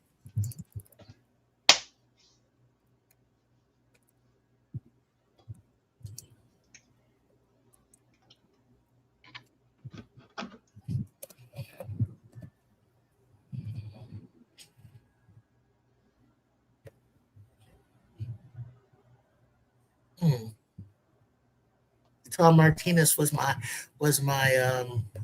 he's in this too. He coached Tom Brady when he was 13, like damn, Pop Warner, and then he remained his what do you want to call it? Your you're trained like he says, what do they call it? His trainer throughout his pro career until Tom passed away. I mean, yeah, Tom Martinez passed away, and he was my summer league basketball coach, and he recruited me to junior college because Julian started there, became an MVP, Super Bowl MVP. So I got people from San Mateo that we ain't no joke in the peninsula.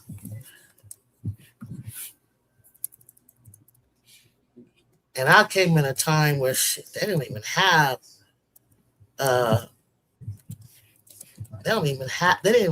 the same scientific stuff that they have now for these kids.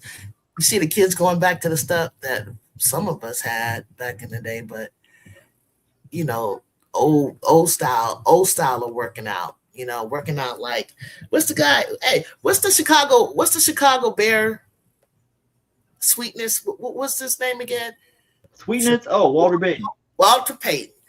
Did you used to see his workout? Oh, you know who really gets down like that still today? That and why his body is perfecto. Russell Wilson. Still does the old school kind of workout. That's why he was so good and so strong like that. I'm having problems. I don't know why I'm having problems finding it. Oh shit. Hold on. I'm gonna find it.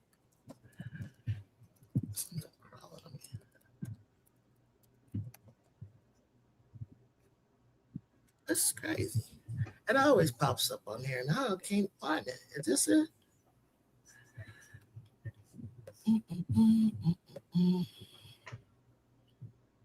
Hang on, guys.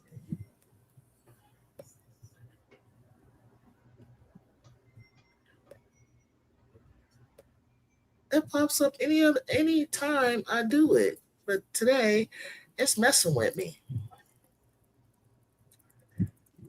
But I'm gonna lay it down.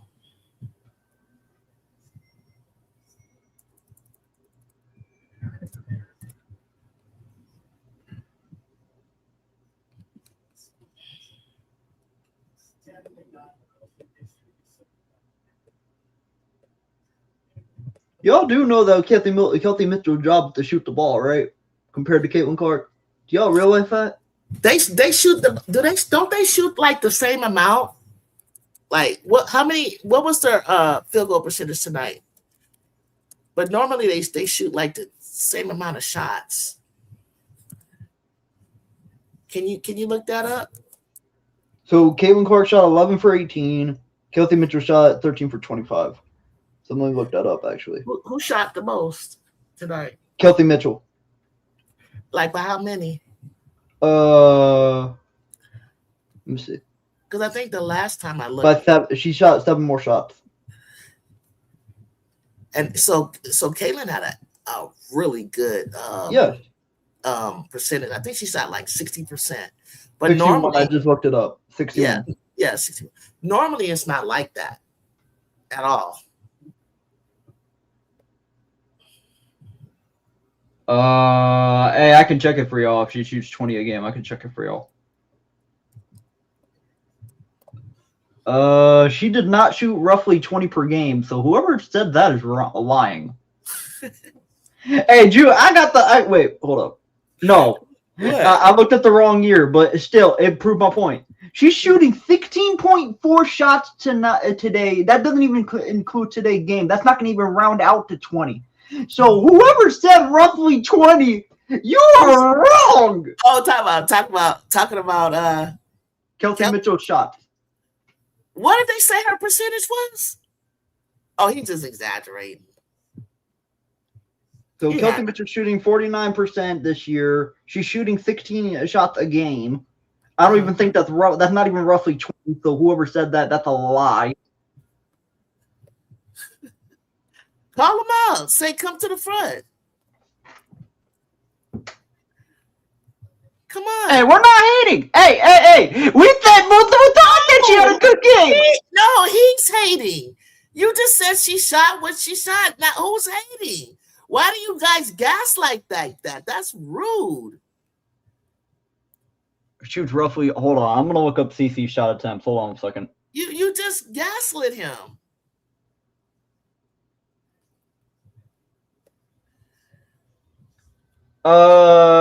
CC shoots like 15.2 shots per game. So who's lying? Somebody's lying.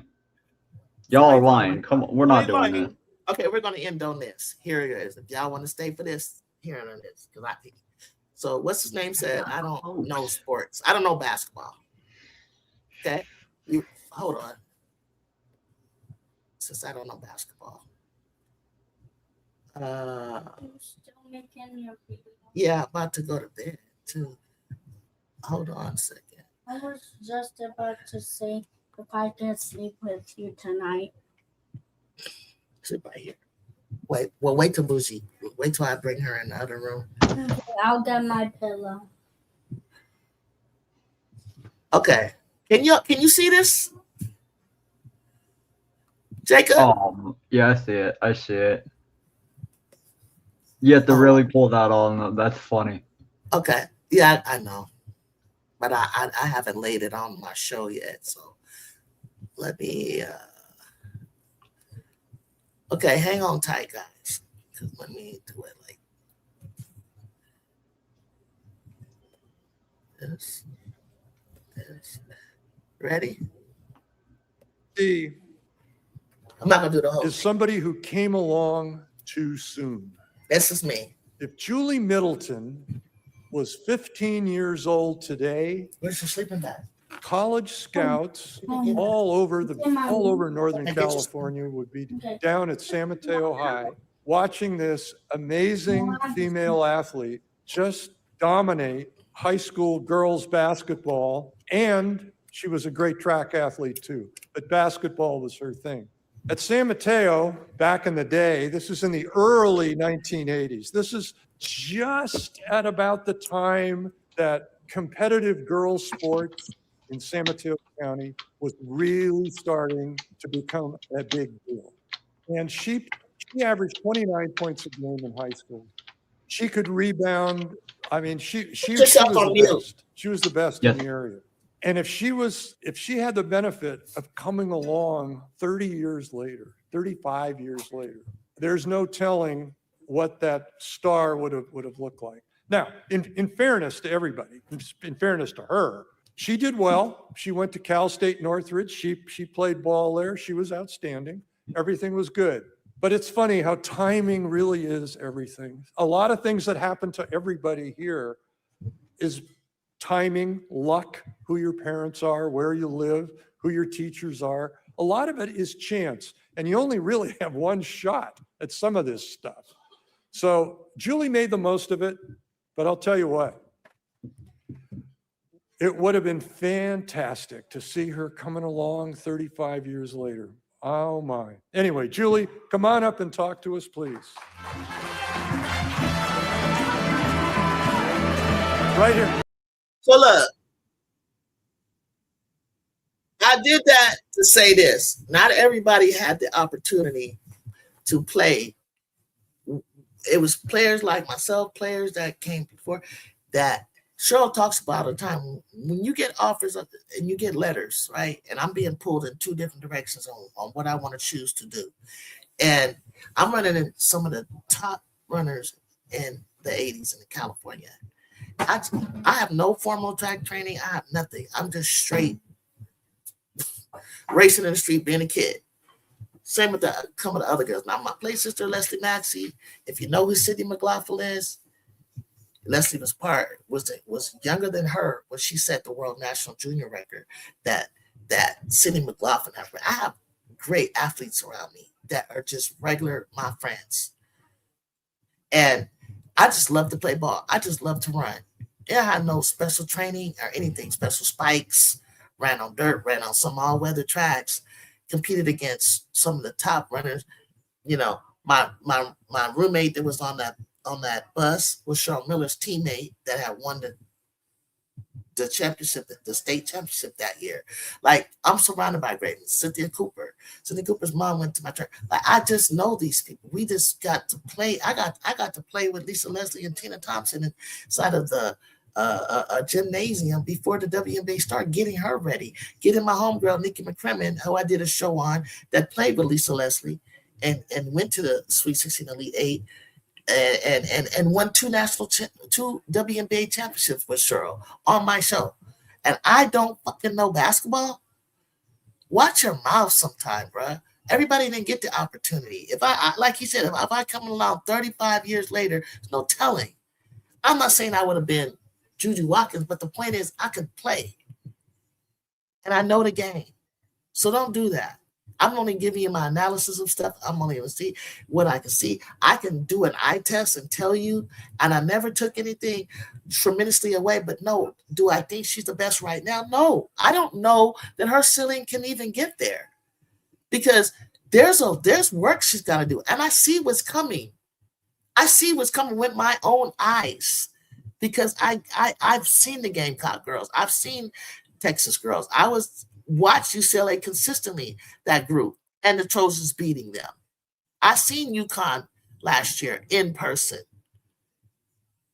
There's so much more ability and talent that's coming that a lot of these vets are going to be slowly pushed out. Not all of them, but there's some of them that are barely hanging on. It's barely hanging on.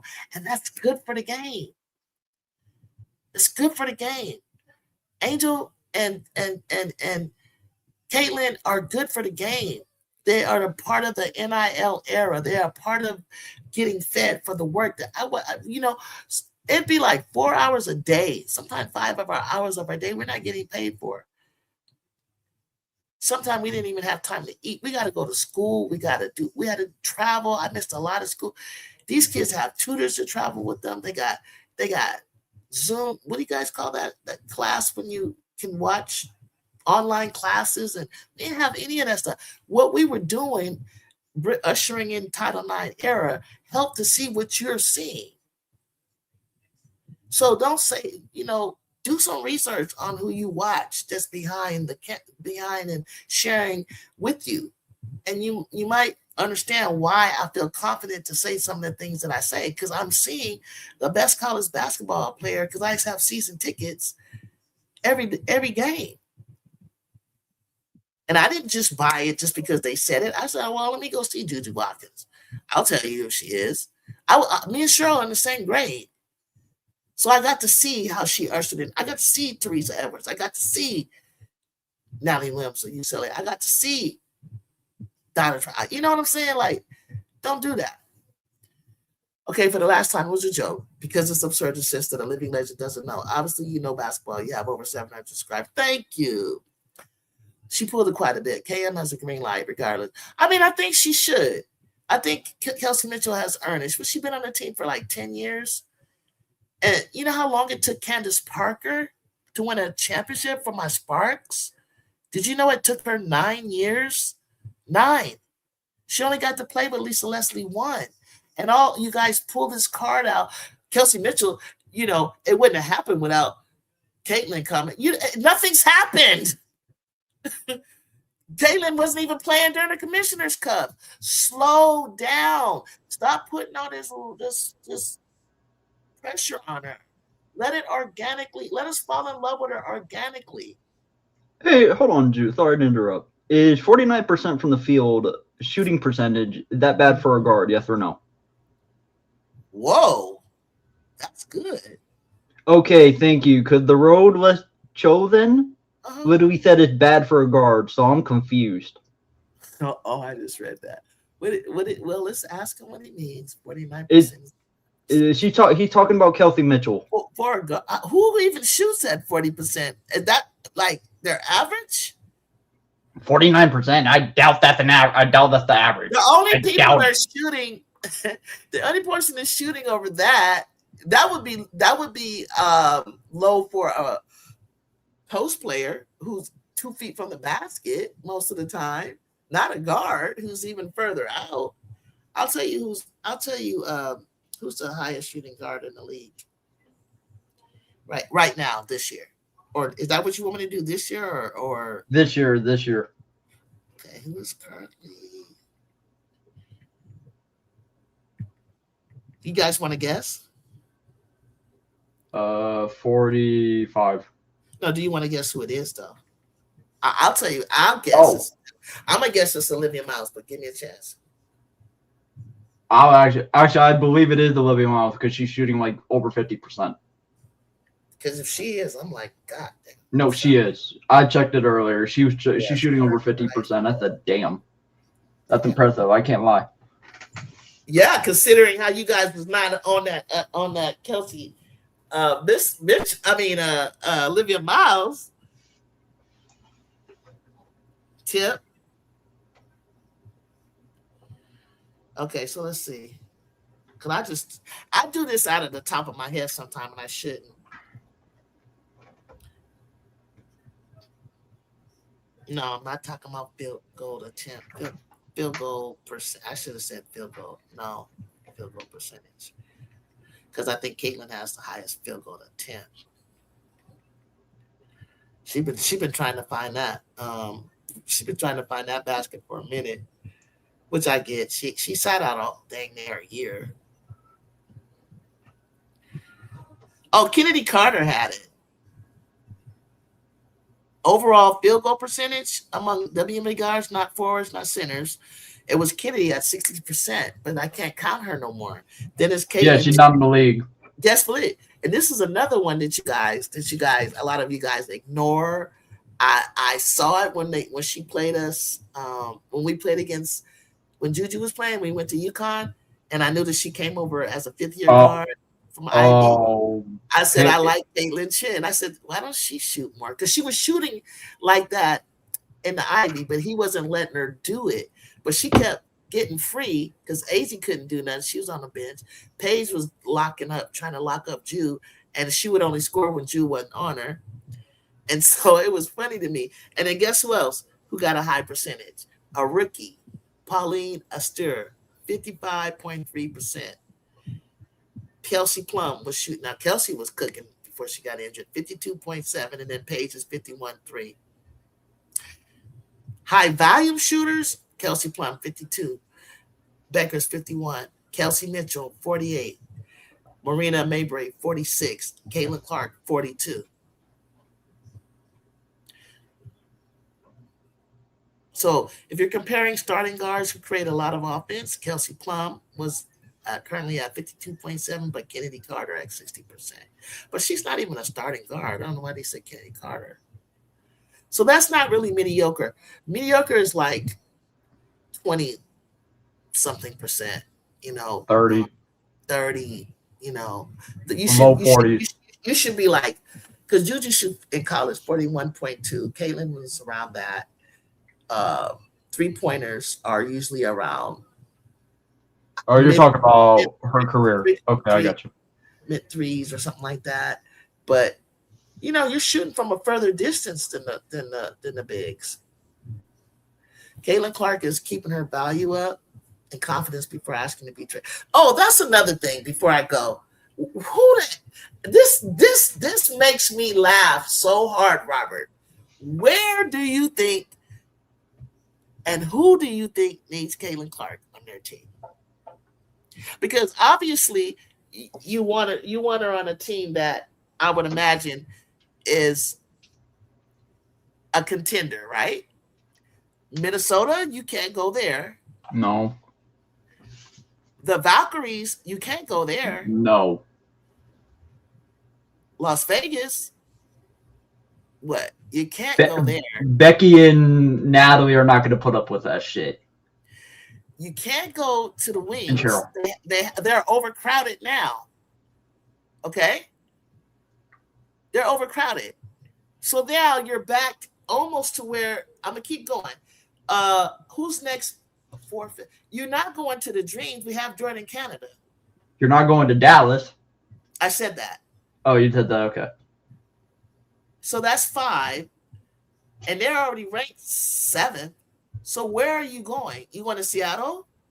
You're damn sure not coming to the Sparks. And that's what you keep trying to insist because you know it's a big market. Excuse me, New York. Are you going to New York? Whose spot are you taking? I just told you Paulina Stewart, a rookie, has a higher field goal percentage. You're not coming to Los Angeles. That I don't know what you're thinking. That's Juju Watkins City. That ain't working. You're not going to Washington. You're not going to Washington. The owner is racist. Who's the owner? For Washington? I don't know. I'm not going to comment on that. Why would you say that? Like, do you have evidence of that? Who is the owner? It's because she said something like a few years ago, Caitlin. That's why. Oh, the black woman. The black woman. Oh, I should know. I know who he's talking about. What? So that makes her racist. What did she say that was race related? Hey, RC, thank you. Consistency, that's what you and I were saying the whole time. No, I said that. The consistency. He just jumped in and he figured out where I was going. Shelly Johnson is not racist because she's black and she's criticized. Kaden, that makes you racist? Come on. Let's be for real. That doesn't make her a racist. What does that got to do with a race? You're not making any sense what are you talking about? Because she's white, there's been whites.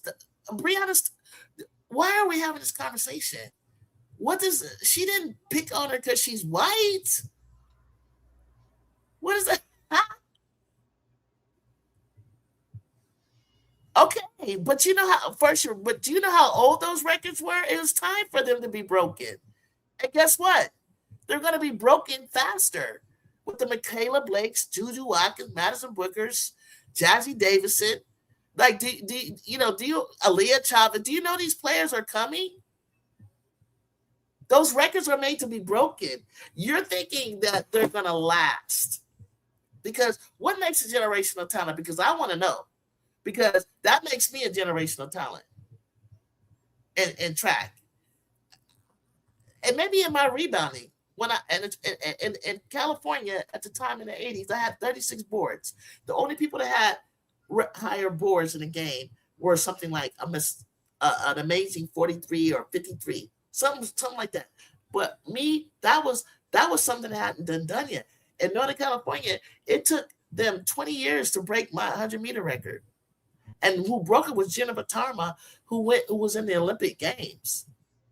So I'm talking about Central Coast section. There's North Coast, Central. There's Southern Cal. There's Central Coast.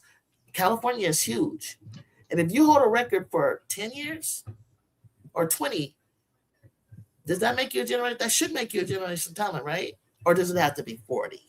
Because you're making Caitlin out to be one, and her record is going to be broken sooner than later. The way these girls are scoring now. So I think you want her to come to the Sparks, but she does not fit LA. Larry Bird wouldn't fit LA. He's a country boy, hick man. We already know it. Now, Magic, being from Detroit, Michigan, he could have slid over to Boston, but Larry couldn't fit in. He wouldn't like all the Hollywood. He wouldn't like that. So you're rounding out. We already. I think you must be catching up to where we are, RC, but we talked about she got 19 free throws. I don't think she's going to get that all the time. And the guys were saying some other things in here. I think they calmed down. We're trying to have a decent conversation. Y'all hating all South Carolina. Juju is not better than Cece. Okay, cool. Sus brought me to the women's game. Cece brought me back. KMs didn't start winning until Cece got there. So Candace Parker didn't win until Chelsea Gray got there. So, and Candace is in the Hall of Fame. Ray Burrell, I love Ray Burrell. She's rising. Yeah. Well, black women and how emotional Blake can be once they adjust to the new share. No, I don't know, Jimmy. I really don't. Because we've had Breonna Stewart, and there was never all this controversy. Breonna Stewart won 4 national college championships. She's won 3 WNBA championships. How come we didn't have all this confusion with her? Because she's queer? Is that what you're thinking? Say it, because I know that's what you're thinking. And Juju and Cece are two different players. Thank you, Arnold. Thank you. And Cece has a hell of a lot of respect, and she knows what Juju's about to do. She's waiting to see that. And if Cece was better, why didn't she score 920 points and beat Tina Hutchinson, who I met and played pickup with when we were both freshmen in college? Do you know who Tina Hutchinson is, Arnold? Do you know how old the record was? The record for the freshman scoring record was as old as from the last time I played in 1982, because the 80s was the shit. Did you know that, Arnold? Or do you only know basketball up until this time of Cece? And do you know that Cece wasn't even second behind Juju in scoring her freshman year? Do you want to know who it is? Do you know, Jacob? I know who it is. I've said it many times on my show. It's not Cece, and it's not Paige. Does anybody want to take a guess? Since I don't know basketball, do you know? She was already ahead right there. She's the fastest to 1,000 before Cece. Before she went down, she stopped at 1,688 points. She just passed. Was she right behind Kelsey Mitchell? She was ascending faster than Clark because she was supposed to. She's a shooting guard, a scoring guard. Are you following me? Yes. Not you, sweetie. Do you know who has the most points as a freshman behind? I'm gonna ask you again. It's not Cece. Paige and Cece's year, Paige got not only the MVP, not only the National Player of the Year, she got the Rookie of the Year her freshman year. That's how far she was off the chart from Caitlin. Caitlin in her class was fourth in her class. You know why? Because it was Paige, Angel Reese,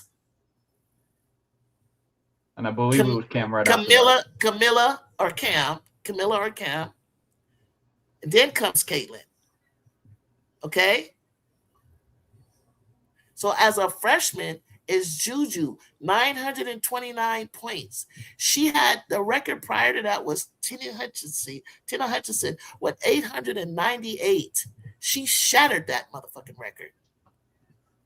And behind her, the next one that only reached 800 was Kennedy Carter. Yep. At 800. Caitlin wasn't even close to Juju. Juju shattered Caitlin by 200 points. So slow your roll. This is my show. I can talk all I want. Sorry if it offends you. But hear me out. Do you understand? So don't say what you think. God allowed her to go down. And I think he uses the foolish thing to confound the wise. That's in the Bible. So he's going to use her in a way to shut all this confusion and this foolishness that's going on. Because if she turns around and leaves out in 1 year and surpasses that, she's going to have to do that on some 3-ball stuff and then leave. And that was shut. That's going to be that would be incredible because it should take her 2 years to get to 3,000 and something. But hey, anything is possible. Miracles can happen. If Juju's efficiency gets better because she doesn't have 2 or 3, 4 people draping her and you put her in single coverage like Corey Close kept doing, that woman can average 40 points. But she sacrificed her scoring because she had more people. She had Avery, she had Caitlin, she had Kiki Irifin. She didn't need to do that. She led her team in assists before going down. Yeah, she might come out next year. My thing is she's not. My thing is that she's not. I don't think the league is ready for her. All this crap that's going on right now. I don't want Juju caught up in that. And she needs to finish what she's doing, get 2 championships, and get that scoring title. And if she doesn't get the scoring title, that's not a big deal. It is 20 to 30% is mediocre. It's trash. Yeah. Hold on, I gotta address something because apparently I never said this, but apparently they did. Thought I said this. She's shooting 49% from the field. I never said true shooting. I never said true shooting. Y'all are putting words in my mouth. I never said true shooting. What is your true shooting average? I don't know. I just said she shot 49% from the field. Who shot 49? 49%. Kelsey Mitchell. They said 49% is efficient, but then they started bringing up true shooting. That 49% true shooting is not good. About tonight? Are you talking about overall career? Overall. What's wrong with 49%? That's good. They thought I was talking. They're talking about true shooting. I'm just talking about her. Oh, you want me to look at? Okay, I'm gonna look it up before my phone dies, guys. I'll look it up. It's easy just to solve this. Let me look up her true shooting. And you want me to look up her career true shooting? It might be on ESPN, but yeah, you can look up true shooting. I wasn't talking about that with him, but like I was talking about, or it might be on the WNBA. What is her true shooting for a career? Tell me which one are we talking about? No, I was talking about it this season. I was talking about for this season. Yeah. Okay. Are we all on the same page, guys? So I can tell you what it is? Go ahead. Just not to prove anybody wrong. We're just trying to figure. Ooh. What's the true shooting? 57.3. 57.3? 57 that's high. It's better than 49 because he said 49 not good. Yeah, and I never even referred to it as true shooting. That's the funny part. Kelsey Plum's true shooting is 65.3. And Caitlin Clark below Mitchell this season, not among league's true shooting leaders. She's not having a good season at the moment. I don't know if she's going to be able to catch up because of the games she's missed. And I'm going to say this. RC is a really big CC fan, but he can actually admit when CC plays bad or good. That's the thing about RC. He can actually admit it. Y'all clowns cannot admit it. I said RC. I said the same thing. If she's really turned a corner, I'll put it that way, then she's going to have a great – she needs to have more – on the next game you'll know. And the next game. Because Kelsey Mitchell has strung along 4 great games. High-scoring games. Probably more than that if I go and look at it. I don't think they run – RC, do they run the offense to Kelsey? I don't – maybe lately, huh? Maybe lately. Yeah, I think Kelsey should. I think we should bring her name up in the MVP. I never was ready to do it because I didn't like her style of play fully. She wasn't like. I think she should be in the MVP conversation now because especially since Plum has fallen off. Okay, that's the only reason I'm gonna say it, guys. But she deserves to be in, and I think Miles deserves to be in the conversation. Not to say high, but it could be high. But Kelsey's starting to make a case for herself. Oh, Drew, there's a comment for you. It's the second to last comment. Look what the real Les Chosen said. If she gets the minutes, she will. If she gets the minutes, she will. She is like that. Keep moving the goalpost. Juju is not going to L.A. That's not her city. You get drafted by a team that picks you. Don't matter whose city it is. Okay. Okay. Hey, you're smiling like you know something. What the hell? I don't know nothing. Okay. I know Magic Johnson, and I know if it ain't them, she can go to the comments. It's fine because I got Trojans over there that have won 4 championships, so I'm cool with it. I just selfishly want her to stay in LA because I'm in LA, and that is her city. Whose city is it? Who? Lisa Leslie ain't had no mural on the wall. She about to get a statue because you better do something because Juju, she ain't never be on a mural in front of the Crypto Center. You know who has? Kobe, LeBron, O'Shea Ohtani. LeBron is leaving. When I say that's his city, when it comes to women's sport, when it comes to USC, she's the hottest thing in town. You're not from California. You have no idea. So, yeah, I don't think we talk enough about Paige being in the MVP conversation, and I'm shocked.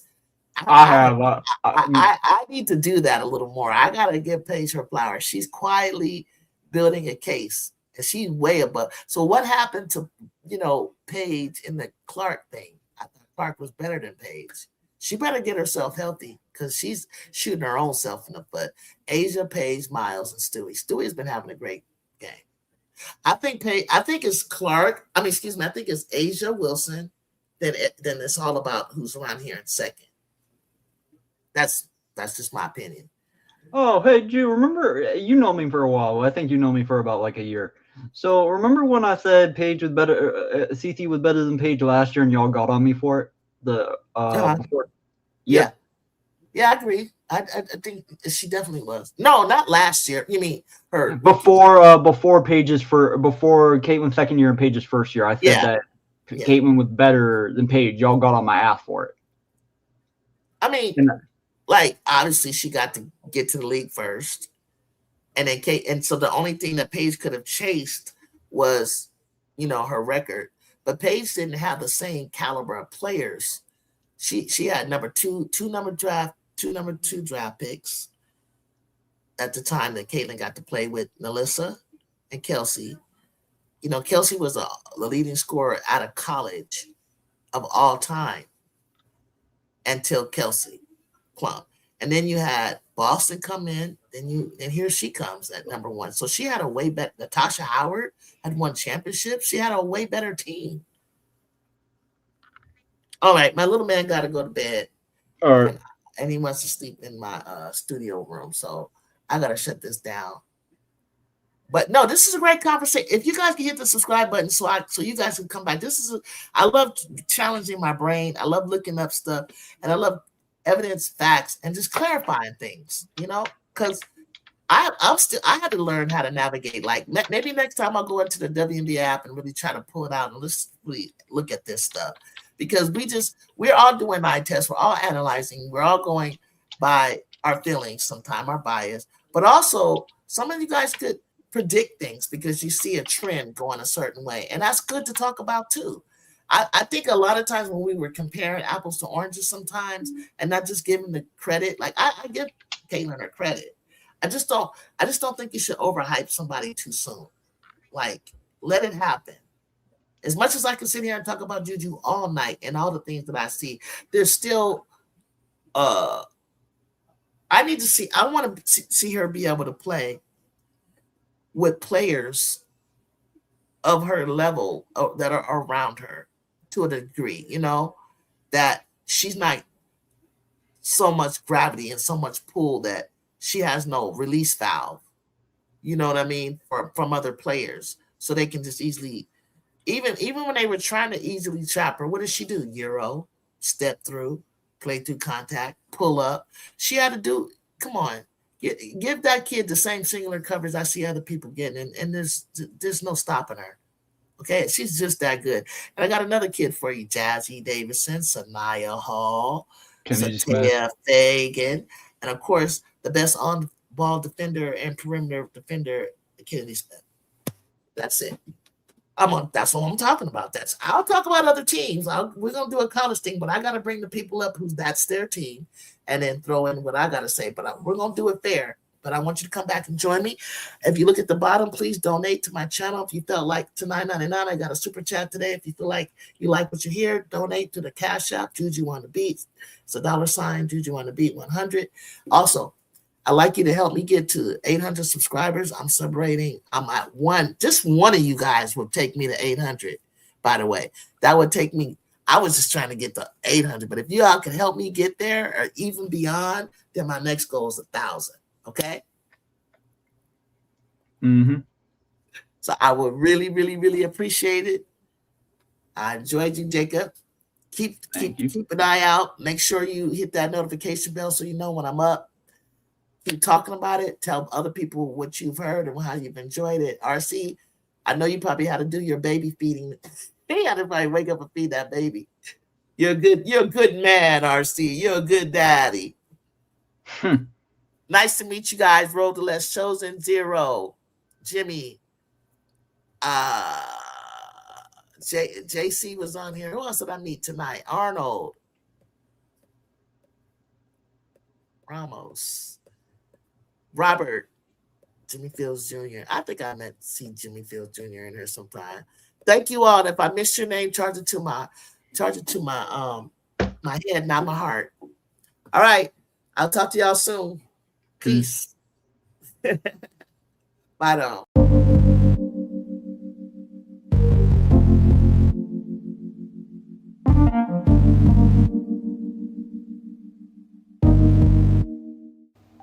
Around here, this is more than a game. It's family, it's culture, it's legacy. A community that understands the work, respects the grind, and honors the journey. From the hardwood to the highlight moments, to every player chasing greatness. This is where passion grows, where fans become family, where standards are protected, where women's basketball lives. Welcome to Everybody Loves Juju 12.